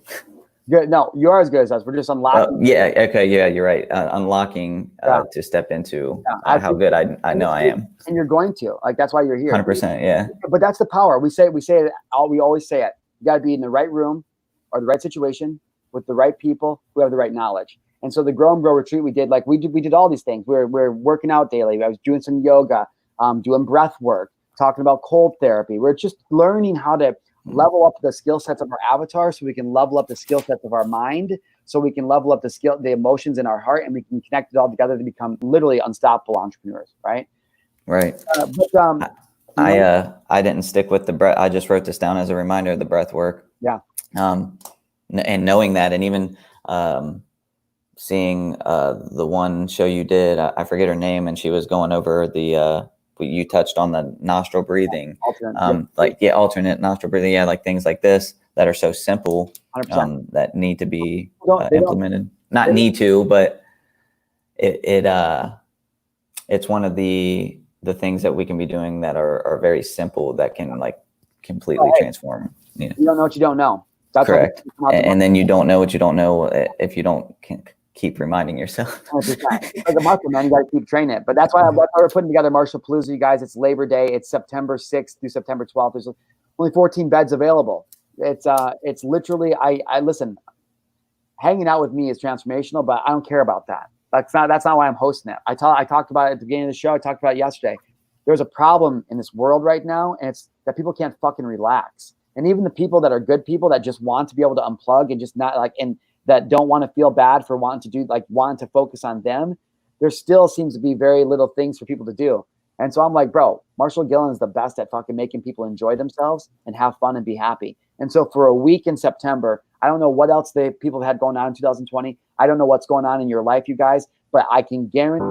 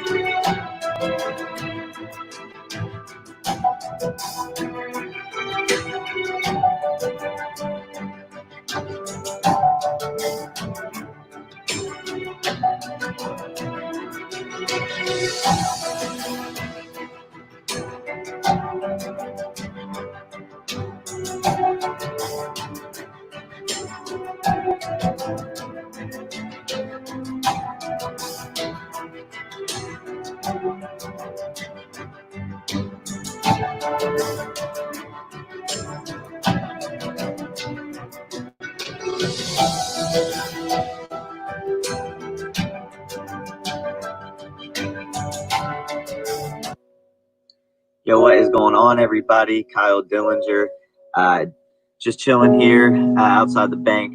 Had to make a deposit quick. Wanted to hop on here and just say thank you to Marshall. The Grow and Bro retreat was truly the most transformational weekend for me in my entire life. And I'm actually already started putting in work. Went and looked at a property this morning and putting an offer in for a wholesale deal. So, really I credit that to the clear mind that I got from last weekend. I've had these same skills forever and just haven't started implementing them. And it just took, releasing some of that stress off my shoulders, getting a clear mind, and really just got my confidence back. I can't thank you guys enough. That helped me and held space for me while we were out there. And again, Marshall, I just wanted to say thank you so much. If you're a guy that feels like you should be somewhere else, and you just don't have that drive, or you just don't know, don't maybe have a clear mind to have a clear plan to get there, get out. It will change your life forever. All love.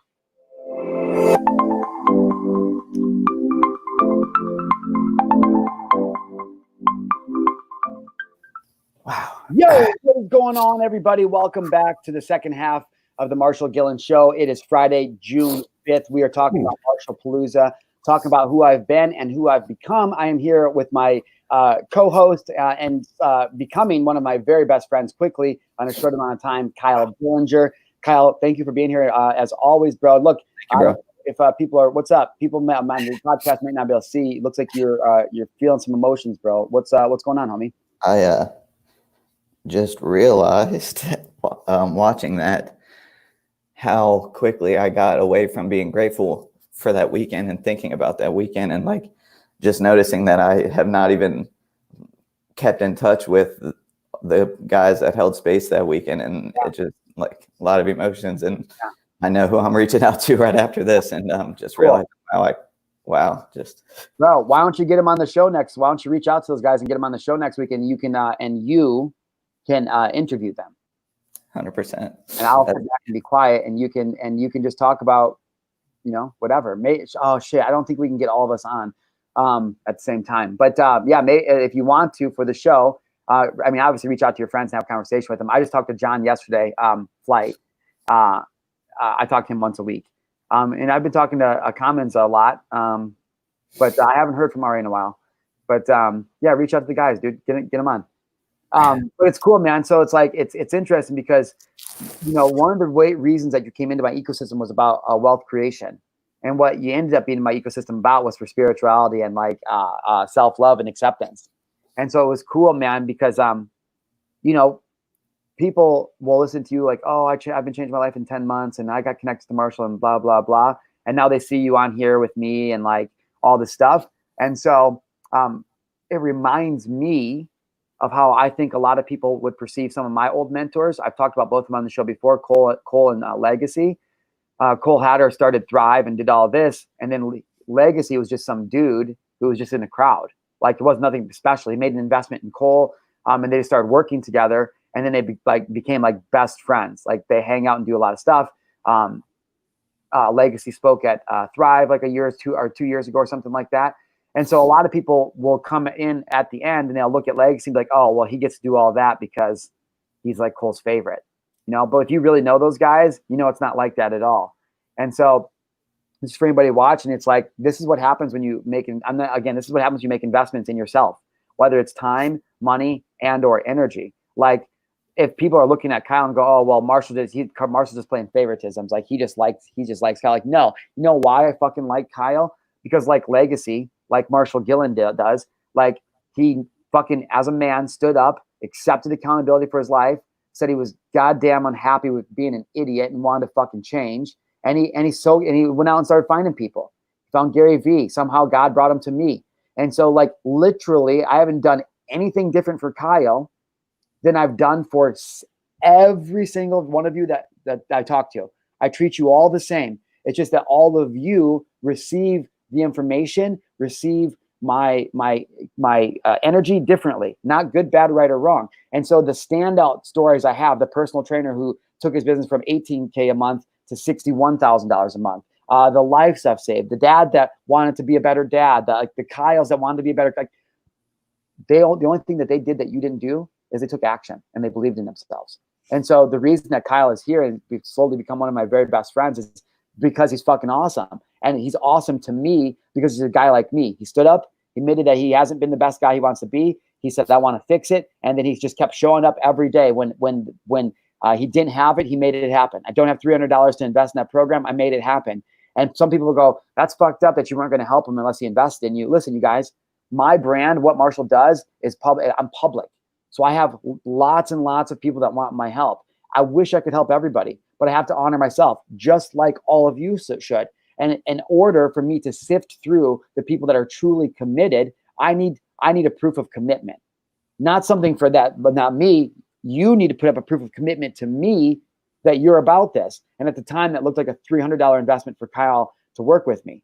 He didn't have the money. So he's like, I'm selling something. Damn, there's those Jordans I've been wanting. I've been saving them. I haven't even worn them yet. I like them so much because I want to fuck them up. I know that. Fuck it. Sold, sells them. Here's the money. I didn't even pay my girlfriend back yet. Now here we go, taking action. Now I'm not telling you guys to do that because that takes a real one. And I don't know if that's the right for everybody. But I love Kyle and he's here because he just keeps showing up, keeps doing the thing. He goes, hey, what should I do? And I go, do this. And he does it. And I think that's fucking cool because that's like me. Like, that's how I am. And so if anybody ever looks at this Kyle and they're like, oh, it's just because, you know, Marshall like likes Kyle. Yeah, I fucking like Kyle. He's my best friend because he's like me, which is he admits when he's wrong. He takes action. He steps up. Like, he believes in the bigger purpose. Like, he loves everybody. Yeah. He's like me. That's why we're best friends. And so, Kyle, dude, that's why we're putting together Marshall Palooza, dudes, because I'm like, I want to give to people what you were just feeling in that last commercial break. Do you think that's important? Do you think we can change the world this way? I don't think I know that the world will change this way just simply by living in, and it's like it's never ending. So having the support and to go through life with is part of that. And yeah, I think this is huge. It's huge, right? It's cool too because it's like you know me. I know, right? You know me. I can't help it. I monetize everything. I can't help it. Somebody tells me somebody will talk to me about something totally random. Could be anything. I'll be like, you know what you should do? You know, and it happens like that. It's always just like, they'll be like, oh yeah, dude, I was fishing with my grandson and blah, blah. I'm like, you know what you should do? Fishing with My Grandson by John Doe. And what you guys do is you show in the basement of like him up on the stool with like on your workbench and the light over top. And like, you know, you're talking to him about the lure that you're using and why it's important. And then you cut to the next frame. It's like, you guys fish. Like, you know what I mean? Like, that's how my mind works. Can't help it. Yeah, I've noticed, and I've been doing that a lot recently too. And then I stop because of the limitations with like, if they like, oh, well, do you do that? Or I actually had my ex-girlfriend, I was trying to, as I was going to the retreat and like getting stuff going, I was doing the same thing with her. Like, oh, how could you monetize this? How could you you could monetize it like this? And then one day she like snapped and was like, well, like, oh, has that been working for you? Oh, how much do you have? Like all that. And I was like, oh, wow. And that's kind of like, oh, wow. Yeah. That's kind of like, since that day, that might've been like, there you go. A stronger limitation, like against giving advice. That's how it was for me, my last relationship, bro. Same thing. Like, I was making money though, and she was still like, it was still fucked up. And right. So, you know, those people always find a way to push back to you because they're going to cut you the deepest. So she knows that's a limitation. And so she cuts you there. After I started making money, you know, my ex-girlfriend would cut me a different way. It would be something else. Like, you know, you always just know what to say. That was the one thing that started to really fuck with me at the end, because I had all the money, I had all the results. People loved me. We were building this big brand. And so it became like, you're so clever. Like, I can't even believe you anymore. I'm like, what can't you believe? What about me is unbelievable? And so maybe it's just maybe what she couldn't believe is how fucking awesome I was. It may be. She was like, you're so unbelievable. You make me fucking hate myself because I can see all the things I'm not. If you don't like it, get your own show. So I had the microphone. You listen to every damn word I have to say. Maybe we should make a t-shirt that says that. You'll listen to every damn word I have to say. Yeah, I was gonna say that, but then I always think of like the copyright thing. But I don't know how that works. There's no copyright thing. Oh, there we go. Hey, you guys, this is the Marshal Gillen Show. It is June 5th. If you guys want to know more about just like being part of my crew, you guys know what to do. I would love you guys love to have you guys join the Gillen Gang. Just text 833-222-2694 to the Gillen Gang, or to the you know what the fuck I'm saying. To the number. You know, text to the number. Text that shit. It's 10/17 right now, which is my birthday, October 17th. Hey. You ever notice your birthday on the clock? No, honestly, not really. I've been noticing a lot of numbers, but haven't noticed my birthday. Well, I always notice my birthday, it seems like. And it's interesting because it's like I grabbed some grub yesterday or the day before, and we were talking to a girl behind the bar. She was 18. Nope, she was 17. It was her family's like restaurant. So she could like be back there. She's like just bussing tables. And that was just interesting because I was talking to her, asking her questions that I was curious about, you know, because she's 17 years old. And I'm like, what's it like being out of school? What do you think about doing school online? Well, she's like, I want to go back to school. I was like, why? Do you like being around friends, or do you like to learn that way? And she's like, I like the social situation. I said, what if you could learn from your computer, but you could travel the world? She's like, yeah, that would probably be cooler. And I'm like, well, what stops you from doing that? And she's like, all this. And I'm like, and so I'm just asking her a bunch of questions. Like, you know, well, what kind of skills do you have? Do you want to know? Like, why are you learning to bartend? Do you like all these crazy things? Because that's how my mind works. And so I'm sitting back there and I'm asking all these questions, but I just realized, I'm like, bro, you know, she was saying something about she feels, oh, I know, she wants to be a psychiatrist. Well, I got to be a psychiatrist and I got to go to school and do all this. I'm like, why do you want to do that? You know, and she couldn't give me a good reason. And not that I was not pushing her or grilling her. I was very like, just chill. I was just asking, you know, and she couldn't give me a good reason. And she didn't realize that she wasn't giving me a good reason because I didn't say anything to her. But I'm just like, you know, she doesn't even know. She's just being pushed into the system that says, go to college. Oh, be a psychiatrist because I'm in a little fucking tiny town. And if I have the degree, I'll make a lot of money and I'll have a status. And so without even knowing that, it's what a lot of us do when we leave for high school. But it's only because you don't know what you don't know. And if she was surrounded by people who had bigger ideas or bigger, could help her expand her mind, she might find that she doesn't want to do that at all. She might find that what she wants to do is chronicle her road trip for a summer across America, where she talks about breaking the small mind mentality, and she's setting out on a journey of self-expression to learn if she really wants to go to school or not. You know what I mean? Maybe you're a basketball player and you're like, look, I don't have the option to go to the pros, but I see a lot of these guys, what they're doing is they're taking a year, missing eligibility, they're taking a year and they're practicing like, you know, overseas before they become eligible for the draft. I'm going to think that same concept, except I'm going to apply this little road trip to give it a little taste to see if I can actually be a content creator. Like, there's just so many different ways to make money with content creation. And it's not that one is right or wrong, but I told her, I was like, listen, I'm 35. I said, I know this sounds crazy, but you're going to feel the same as you do right now when you're 35. You know what I'm saying? Like, that's longer than you've been alive away for you, right? Like 18 years away, Yeah. You're 17. But I'm telling you, when you're 35, you are going to feel the same way. So don't trip. And I guarantee you that for the most part, if we were to get somebody on here that was in their 50s or 60s, they would say, yeah, you know what? I mean, obviously when I look in the mirror, I don't quite look the same, but it's fucking weird, Marshall, because I feel the same still. That makes sense, Marshall. Like, I feel like me. Does that make sense? And I'm like, yeah, bro, that makes sense because yeah, your body may age biologically. Mine's not aging biologically like normal body. I'm living 100 to 120. Get into the what is it called? Telomeres? Yeah, telomeres. Telomeres, yeah. But they would tell you the same thing. I feel the same, right? And so for people that are watching, it goes, okay, well, you know, if you're watching the protest, if you're watching the politics, if you're watching all that stuff, dude, we're not talking about that anymore. I'm done plugging into that energy. Marshall's here to have a good time and to let people have fun, be happy. And so, listen, there's plenty. I tried to throw my hat in the ring and tried to wake people up. You know what? Nobody wanted that from me. Made a lot of people mad at me. You know what? I don't like making people mad at me. It's not the energy I like. So I'm just not going to talk about it anymore. It is what it is. My thoughts are very clear. There's plenty of other people out there with a lot more gusto and energy for that kind of thing. I'm going to leave it up to them. And what I want to focus on is just creating an atmosphere where people can tune in and just fucking enjoy themselves. Tune in and zone out, man. Throw on Marshall and Kyle in the morning and let's fucking roll. Okay? Right. Yep. It's funny as you're saying that. Like you're pushing, not pushing me. You're reminding me more and more to get that show started. Like I said before this show, not to switch gears, but on Monday, it's going to look like Monday evening. We're going to start my show in some way, and we'll see where it rolls with that. I'm liking the line thing, and if people are interested in that, please let me know if you would like comment questions you would want me to answer, and I would lay it out like that kind of show. So let me know if you're interested, if you're watching. I think it's interested.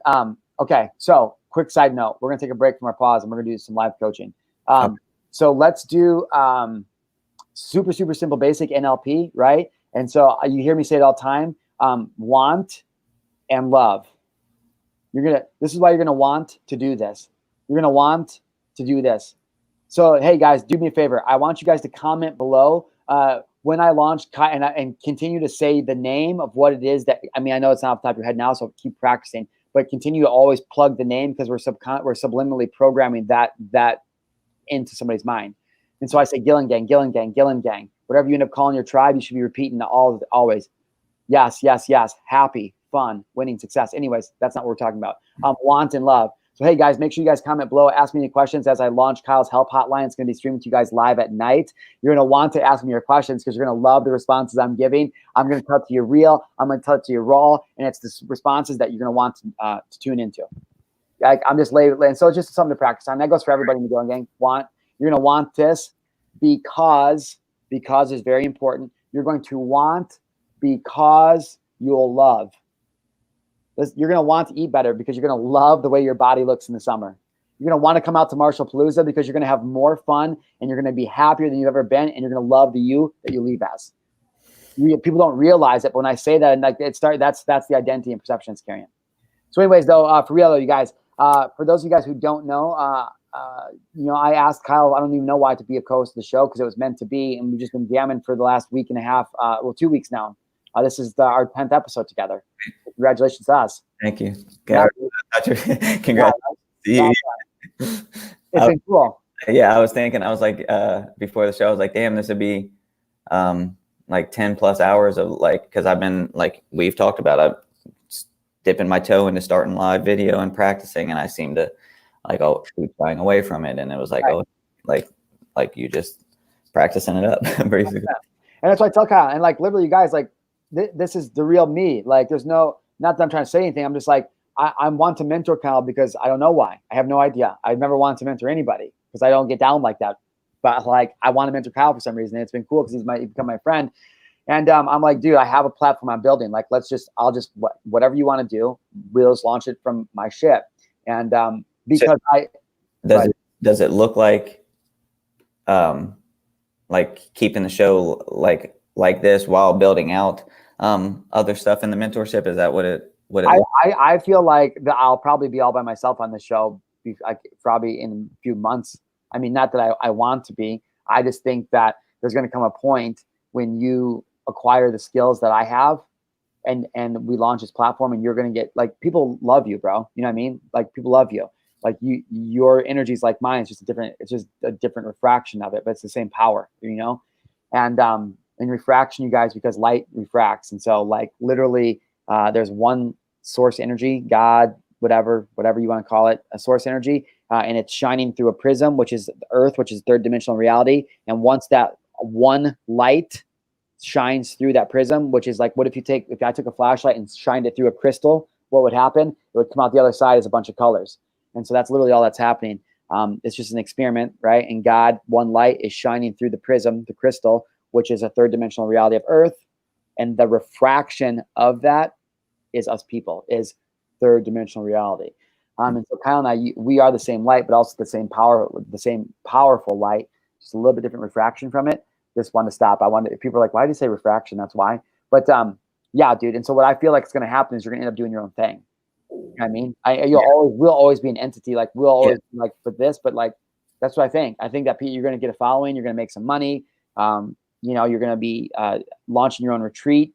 And like people that come out to Marshall Palooza, why I got on that subject in the first place about like, oh, my mind always just monetizes everything, is because like, if you come out and spend a week with me, one is you're going to be happy and light and free. Like we've heard John say, like we heard you say, because of how I live my life. Like just being around me is to be joyful, because I'm by and large pretty joyful. Unless somebody's picking on somebody that I know and love, then I'm kind of an asshole. But other than that, I'm pretty joyful.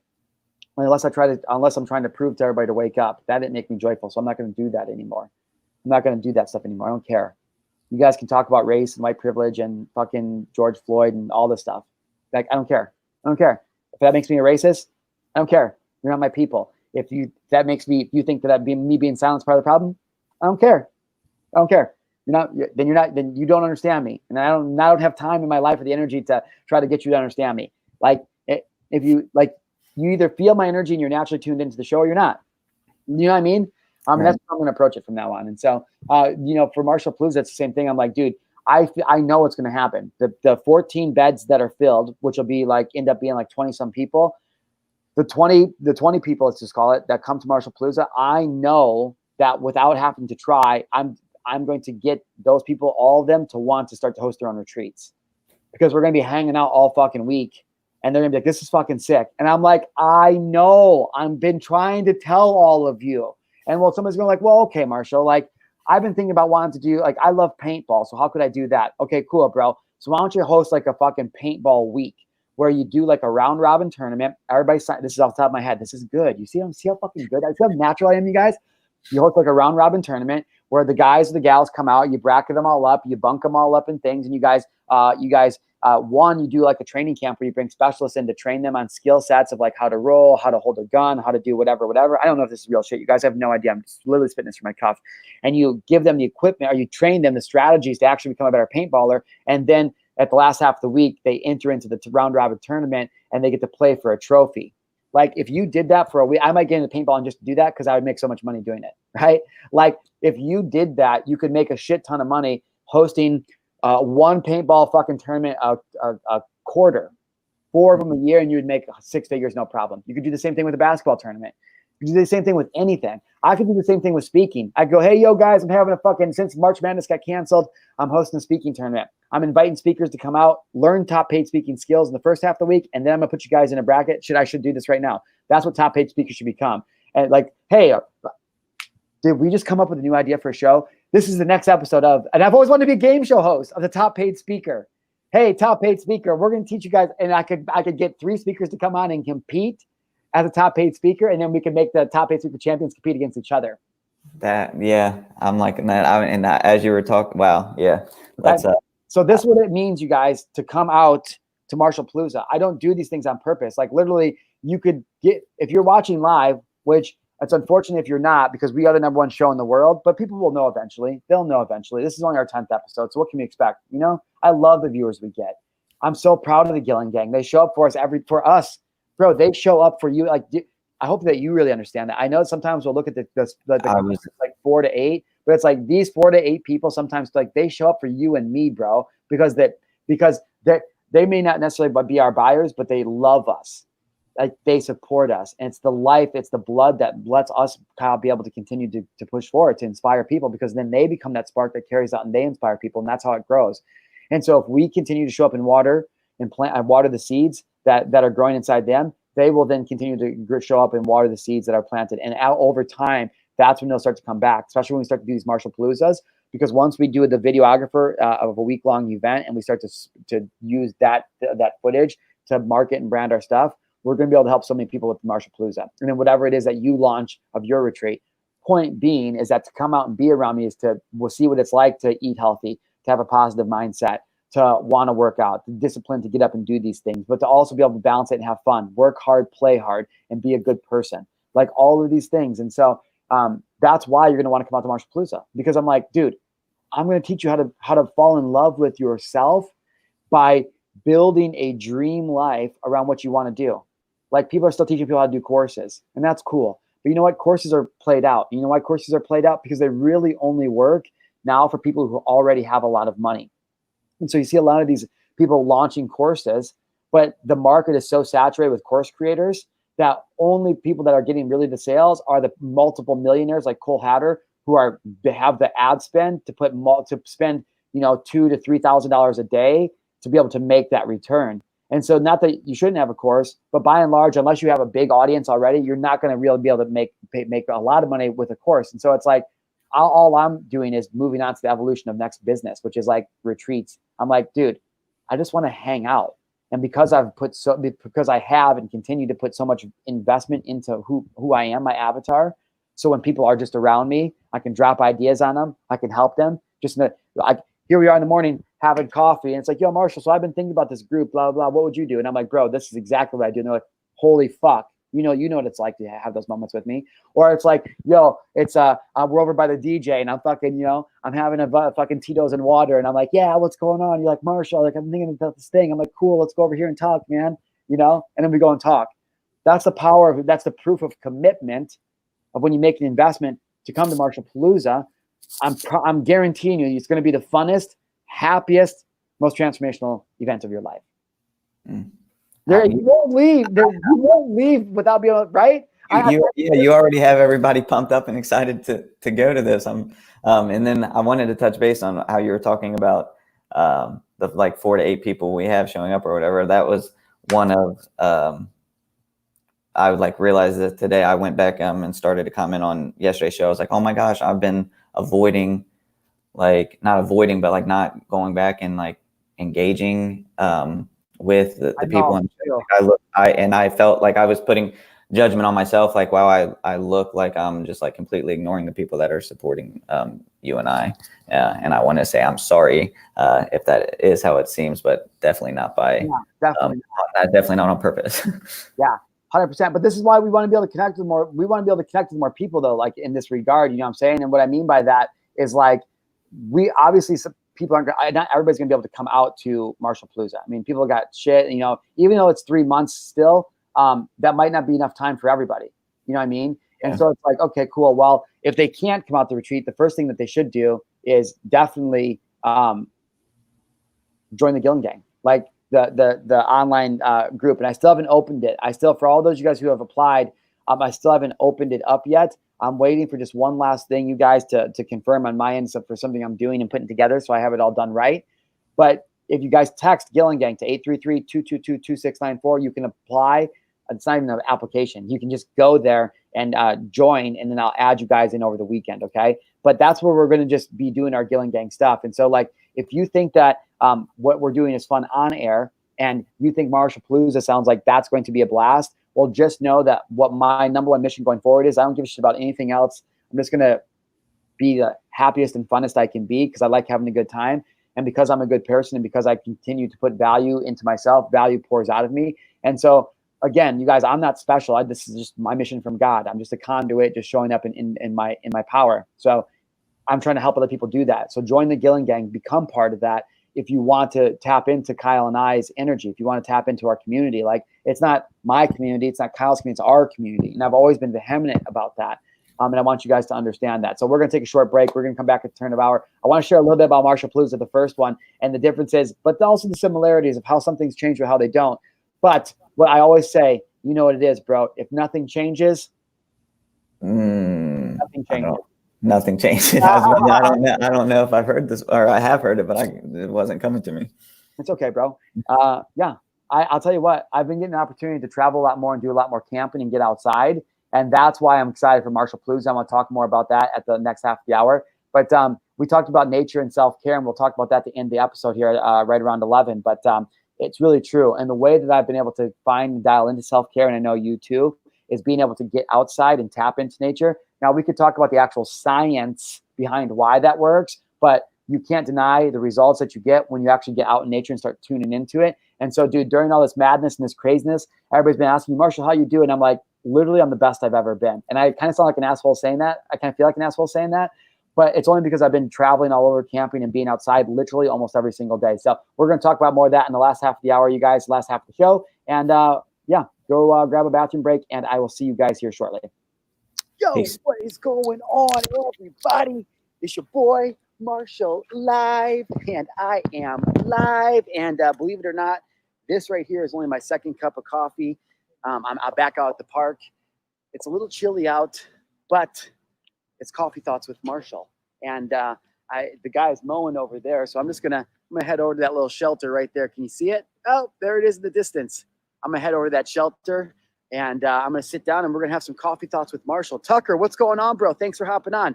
You guys, I was just finishing my workout up today, and I was thinking about speaking. I did my first speaking engagement of the year last night. I'm back. I haven't spoken since March of 2019. So literally I've taken over a whole entire year off from speaking after speaking 250 times, right?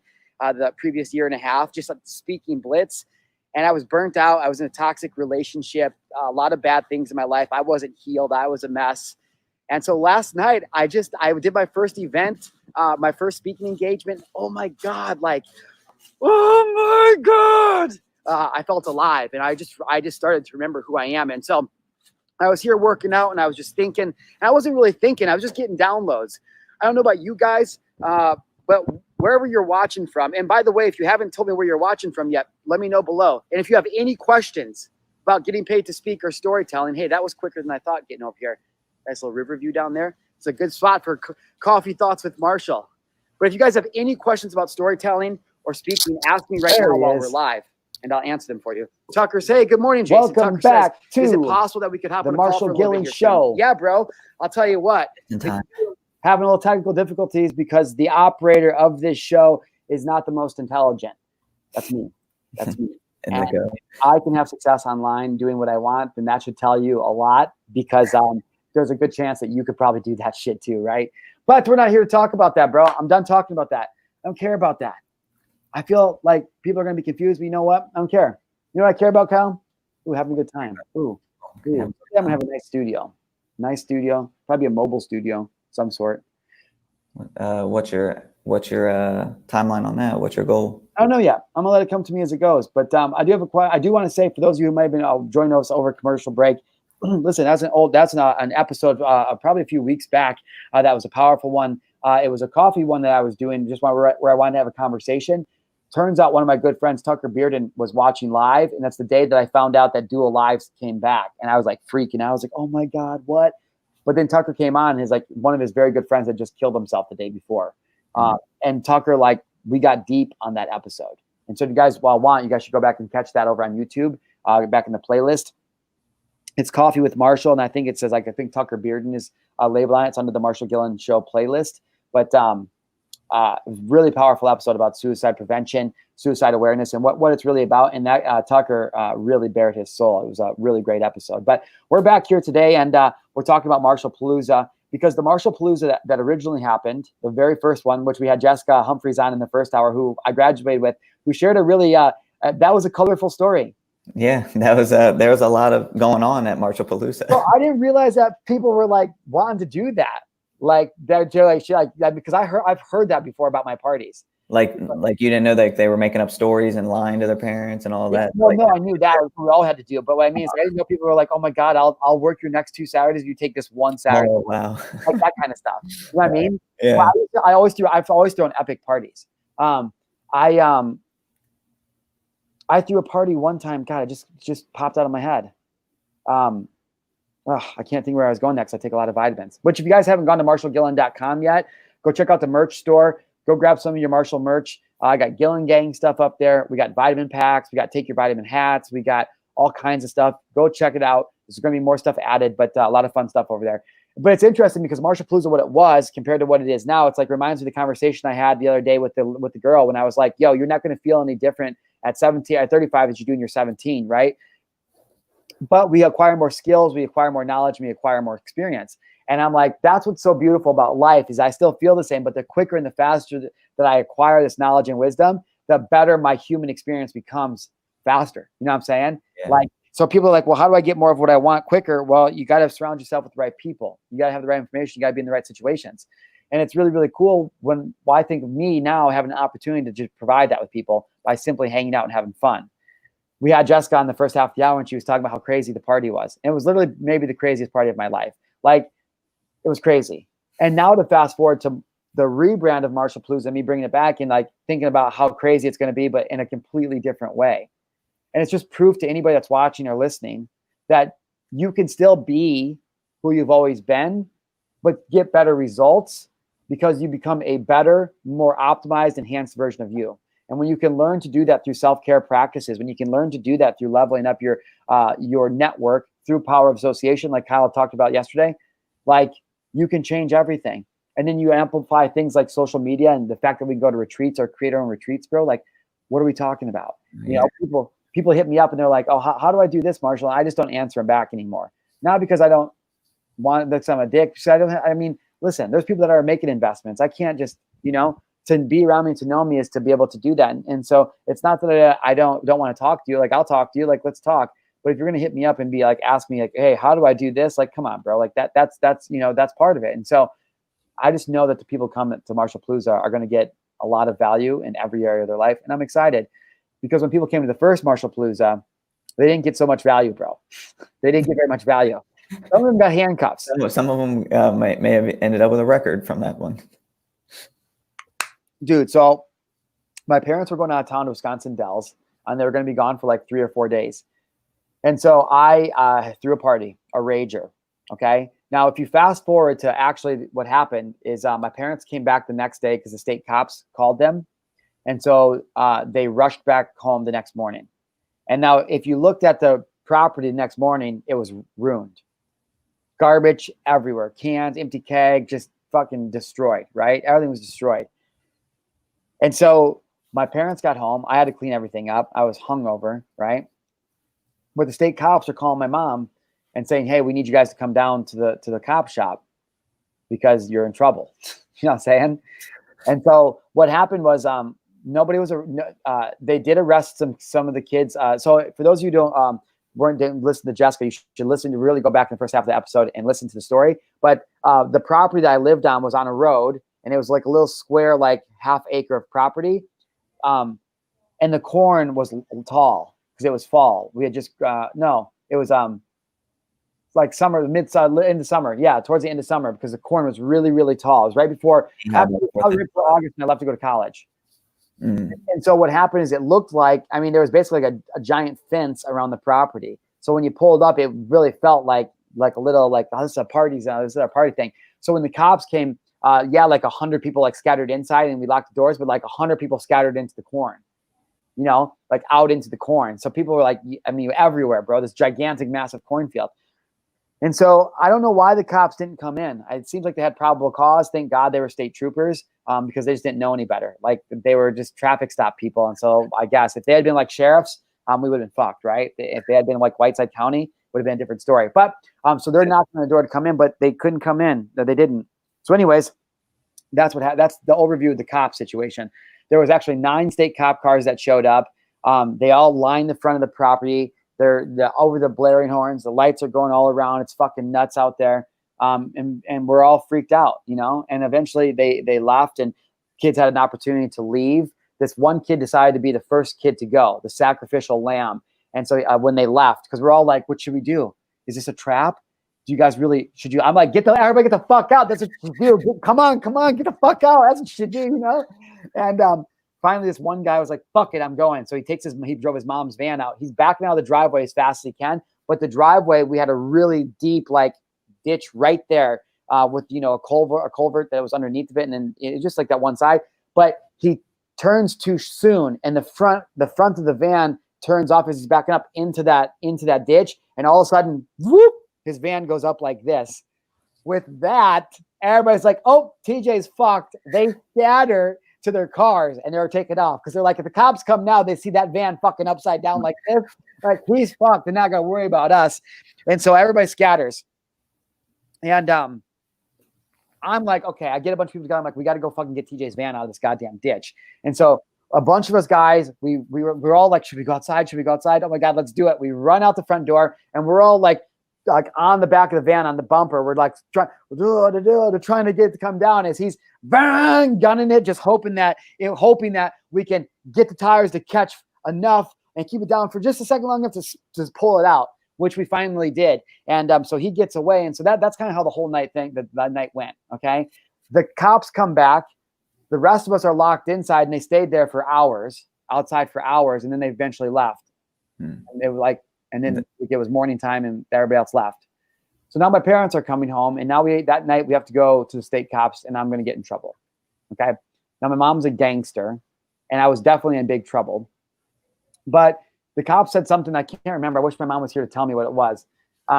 Said something really fucking rude to my mom, like something really fucking. Oh, I know what it was. And you guys wonder where I get it from.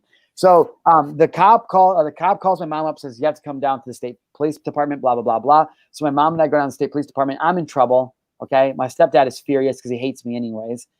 And my mom is taking me down there, and she didn't ask me what really happened. Oh, that's not true. No, she didn't ask me what really happened. Or did she? Oh, I think she did. Oh, I know what it was. But she didn't call me out. So Jessica mentioned earlier in the show, there's a neighboring town called Dixon, and the Dixon guys and the Sterling guys always have like, fuck the Dixon guys. We're always like fighting and this and that. And so there was no Dixon people at the party for sure. For sure, no Dixon people. I know for sure. But when my mom asked me what happened, I said, Mom, I wasn't home. You know what I mean? I wasn't home, and some kids found out that my parents weren't home. And you know the Dixon guys that we always get, because I had been in fights with the Dixon guys before. I said the Dixon guys put together a plan to try to get me arrested by throwing a party at the house. And she's like, what? I'm like, the Dixon guys came to the house. They knew I wasn't there, and they threw a party. and they got the cops called and they were trying to get me arrested. My mom's like, okay. So I get in the car and we go to the state cop department. And so we walk in, into it. And the first thing that the investigator says to my mom is, I used to work. I used to work at Guantanamo Bay, and I've interrogated some of the most heinous criminals in the world. And my mom smiled at him and she goes, and look at you. Now you're here in little old Sterling, Illinois with me.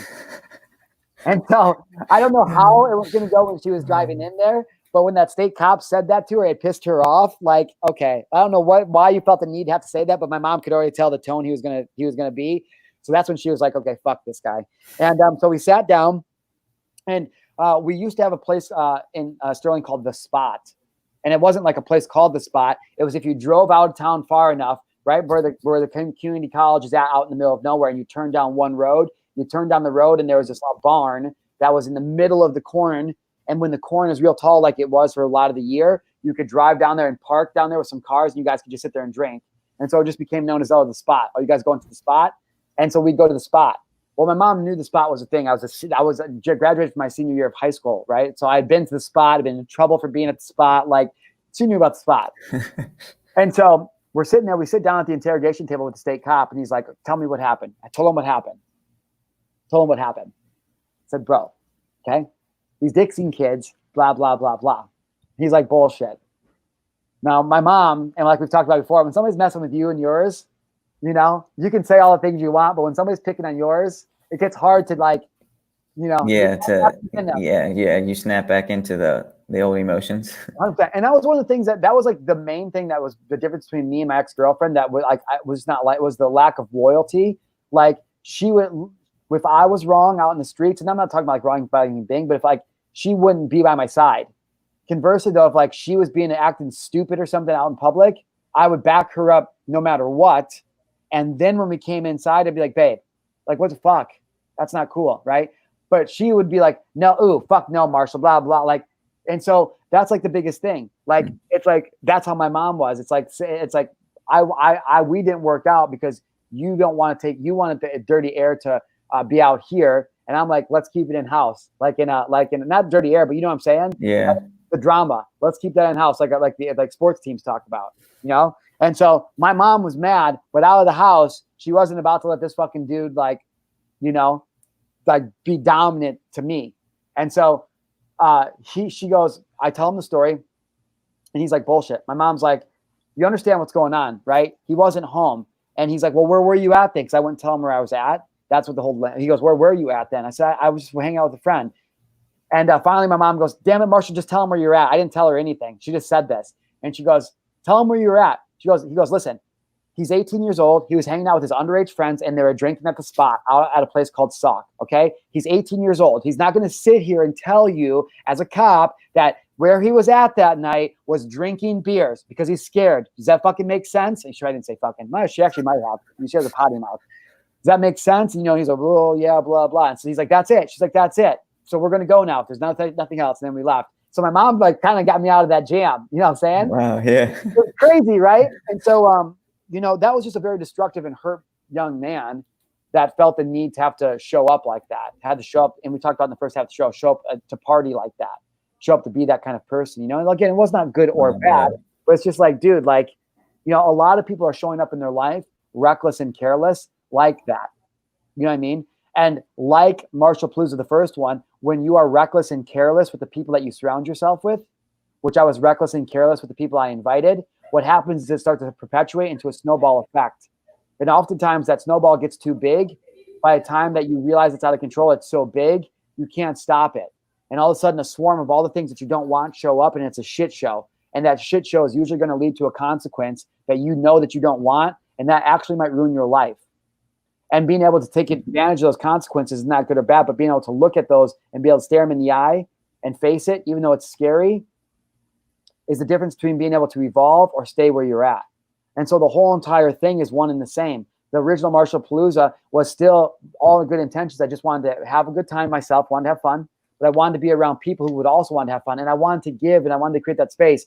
But because I was so hurt on the inside, because I was so broken, I wasn't surrounded. I didn't have the right information. I wasn't in the right situation with the right people. And those people invited more people and more people and more people until the problem was so big. State cops show up. I have to face the consequences. Thank God nothing happened.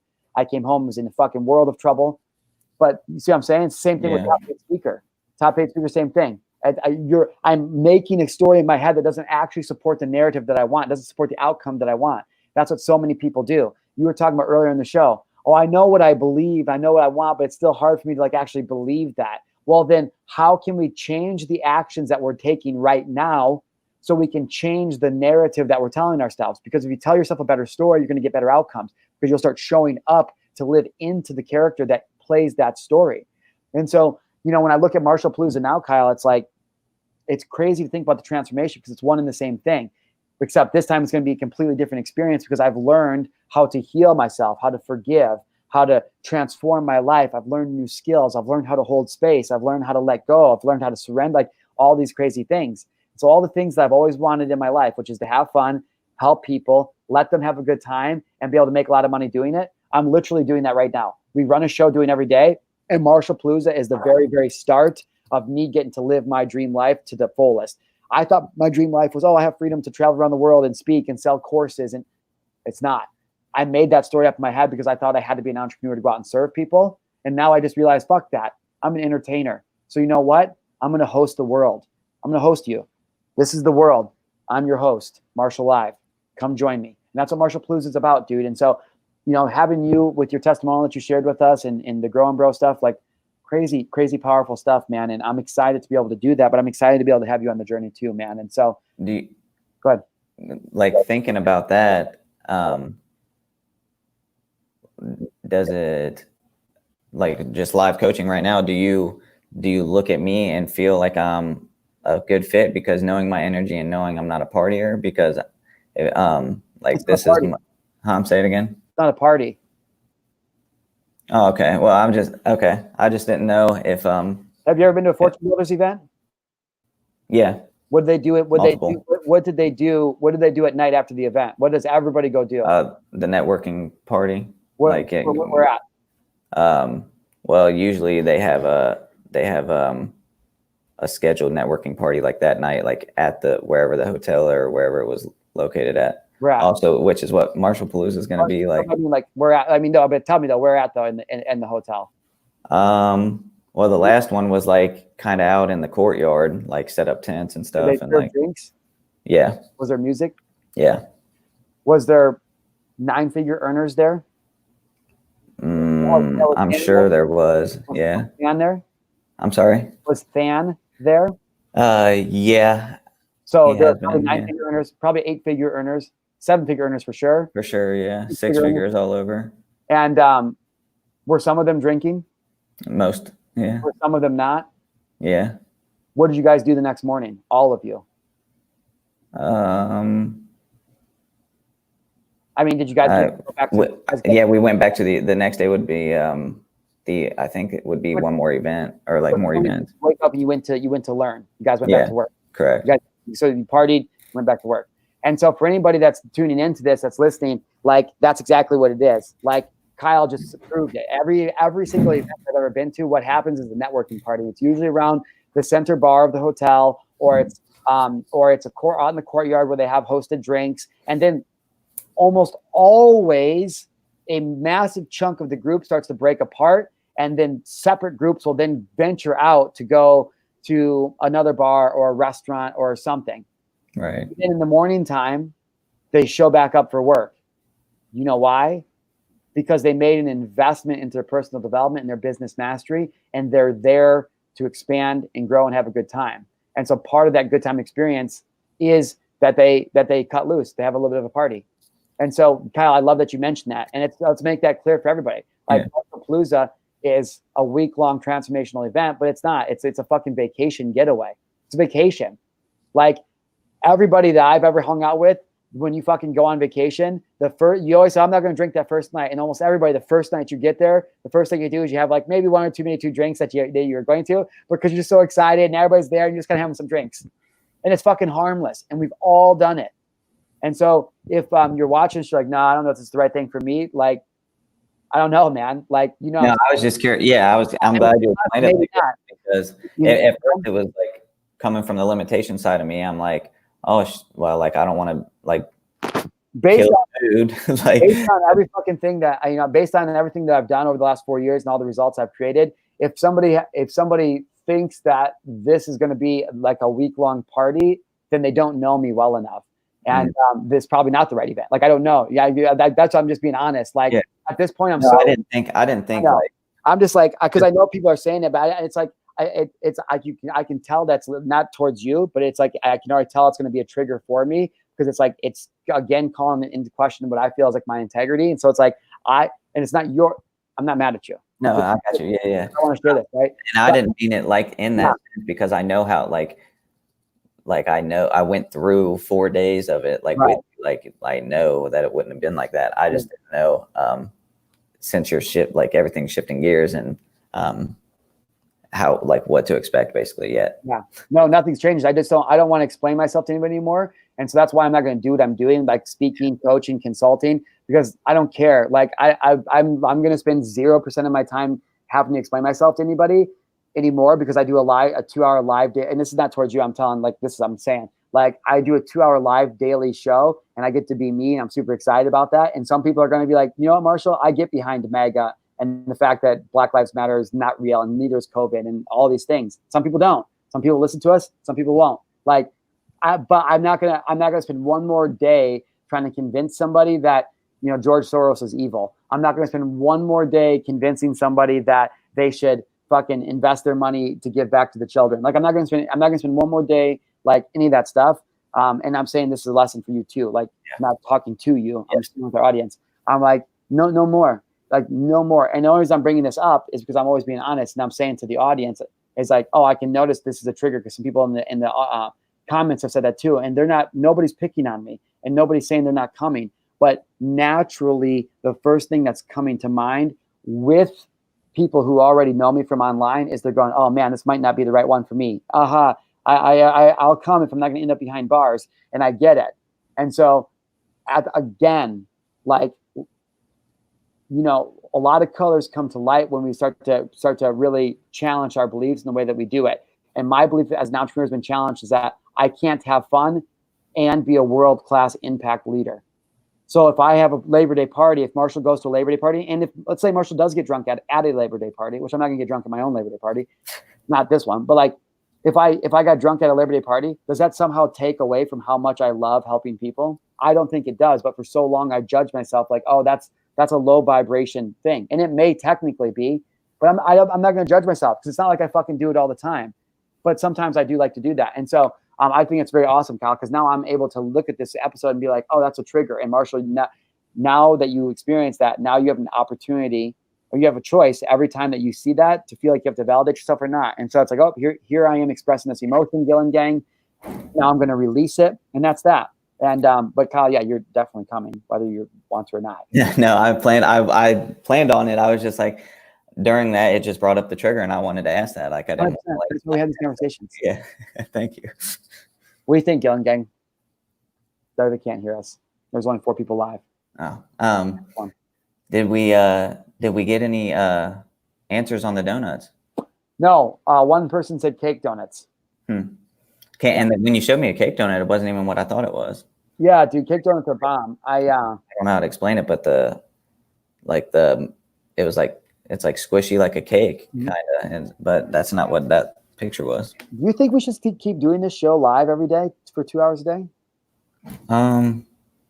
I personally think so. Yes, as long as you're. I think we should stick with it. We're not getting a ton of views yet. I like days, right? I like when we have guests. Yeah, me too. Yeah, that's fun. Well, I mean, I like it all, but it's like, it's a good break in the middle, and then come back to talking, yeah. Rich says maple. I don't see. I must be out of the donut flow, because I don't even know what the maple donut is. Dude, bro, the brown frosting. Maple donut. Dude, how about okay, so know what that makes me think of? Oh my God, I haven't had one in so long. I mean, literally at least 15 years. No, probably more like probably around when I found out No, that's probably not true. Probably about 10 years. Pop-Tarts. I used to love Pop-Tarts. Rich says I seem tired. I'm stoned, Rich. Same. And yeah, same. But I am tired though. I'm tired. The exasperate, the energy that just left my sails is the recognition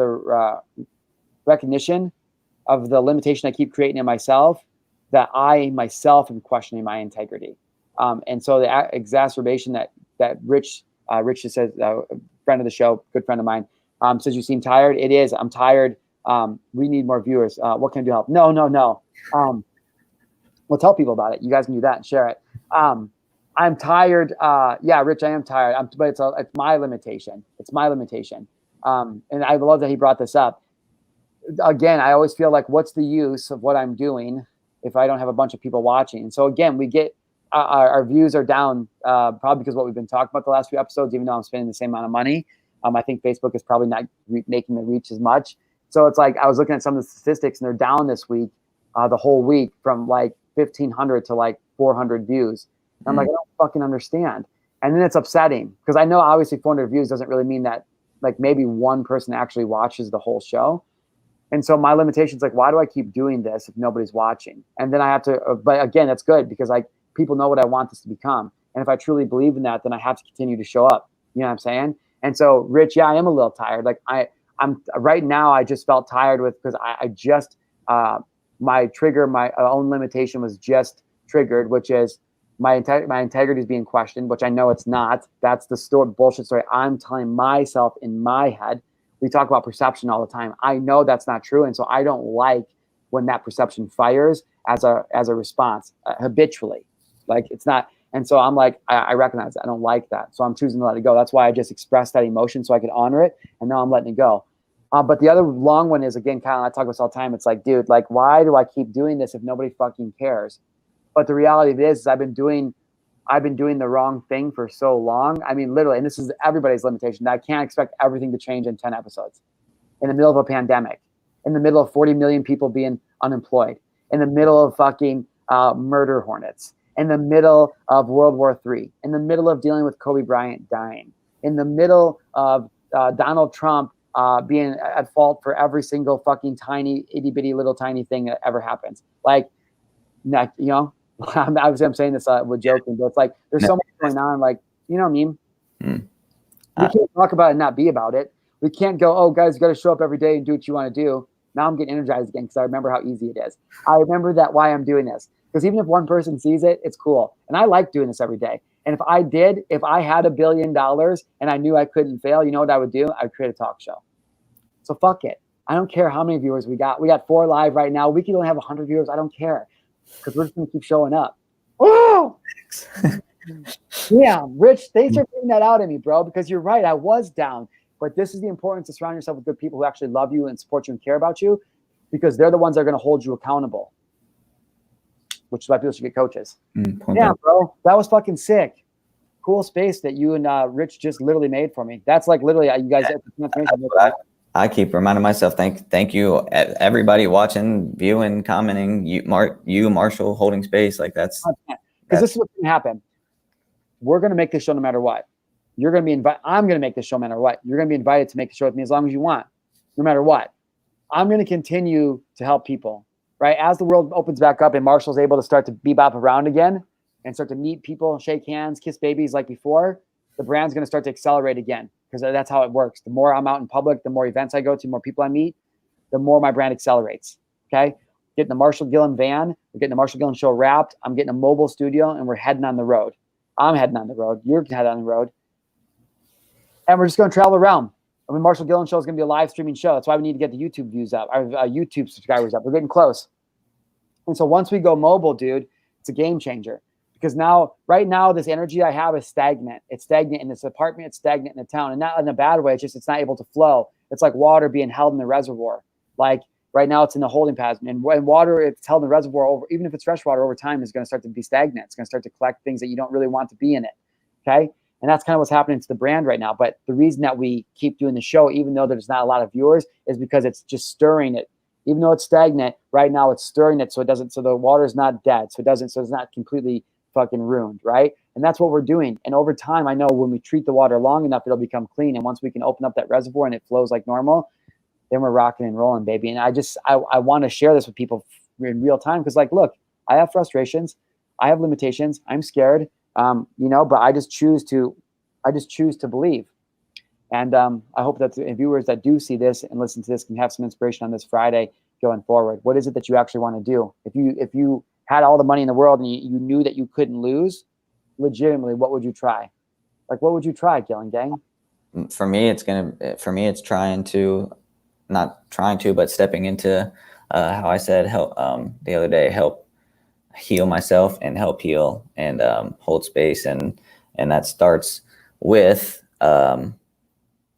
my show starting on Monday. I say it again. What's it called? Kyle's Helpline. Well, actually, that doesn't sound right. Kyle's Helpline. That's gonna be a segment. Okay. Of like people calling in. I'm not sure. Me and my cousin talked about starting a show called Dose of D with the Dillingers. Dude. And that sounds provocative. Well, that's just anything. His original name was going to be Anything Goes, Fuck It, and that sounded like provocative and all that. So I don't know if Marshal TV will approve that one. No, okay, well, yeah, well, we can talk about the name then, and it doesn't even have to be that. I was just talking about starting a show and with my cousin one day while we were. It was that same week. Me and my son went and hung out. So just because it won't be streaming on Marshal TV doesn't mean you can't stream on their. Well, yeah, dude. I want your show on Marshal TV. Yeah, I have to think of it. I know Kyle's Helpline is going to be in some way, shape, or form the structure of it. Just the name. You ever see the Dave Chappelle show? Very few. It's the greatest sketch comedy shows of all time. There's only 2 seasons of it. Still the greatest comedy sketch of all time. I think David Chappelle is probably the funniest comedian of all time, which I don't say lightly. My brother loves Dave Chappelle, and he says those all the time. This is so it's interesting because even though that Dave Chappelle only lasted 2 seasons, like, it's still the greatest sketch comedy show of all time. And so why I'm telling you that is because whatever you choose to do doesn't mean it has to last forever for it to be good. You know what I mean? Yeah. Maybe you launch like Kyle's Help Hotline, and you do it for a few months, and it evolves into something a little bigger. Maybe not. Maybe you just launch a fucking straight interview series. Maybe not. Yeah. But whatever you do, it's not necessarily that you have to do it forever. Thank you for that reminder. Mm-hmm. That's 100%.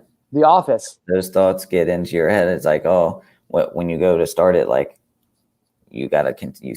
Well, not you, but I am seeing that I would feel, I have to do this for, the rest of my life. But if you pause, that's everything in life too. That's everything in life, dude. I go, listen, whatever it is you choose, like, I guarantee you it's going to change. So don't trip. If you're worried about changing, I promise you it's going to. Okay, so let that go. What next? Right? Marshal Gillen show is going to be the Marshal Gillen show. That much I know because I drunk by. I almost had a disgusting euphemism.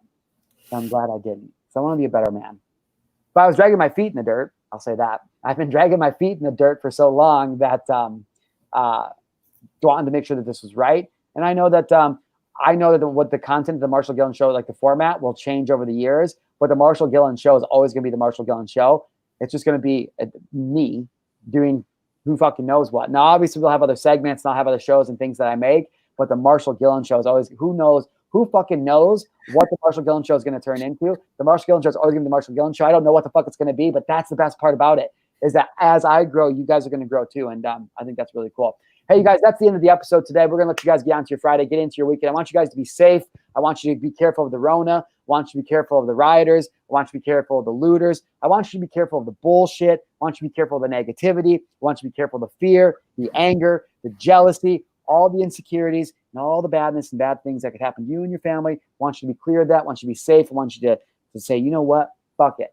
I can't change the world, so I'm going to change myself, which means being selfish so we can be selfless. Boom.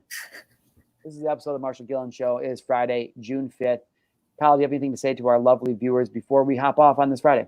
I was just thinking about that while you were talking, and I was going to leave it with be selfish this weekend. Like, treat yourself. Treat yourself. Like, for me, I'm spending Saturday a little isolation day. So some reflections, get some names down, and dude, that's what I'll be spending Saturday doing. Get some names. Oh yeah. For my show, like reflect on what I got, just see what comes to me, and take the next step. Bro, I love that. Thanks for tuning in, you guys. I will see you guys on Monday. Have a great weekend and enjoy it. Get out in nature. Be kind.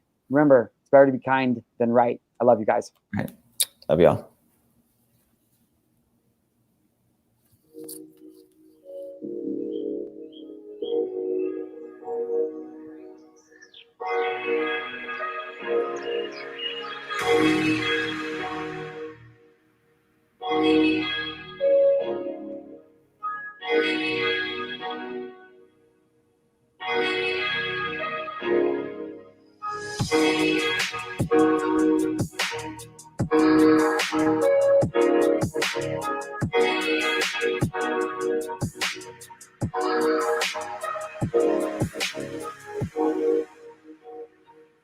Or those people who are getting ready and they know they have a big story or message to share, I want tonight to be the start of the awakening for you guys, all right?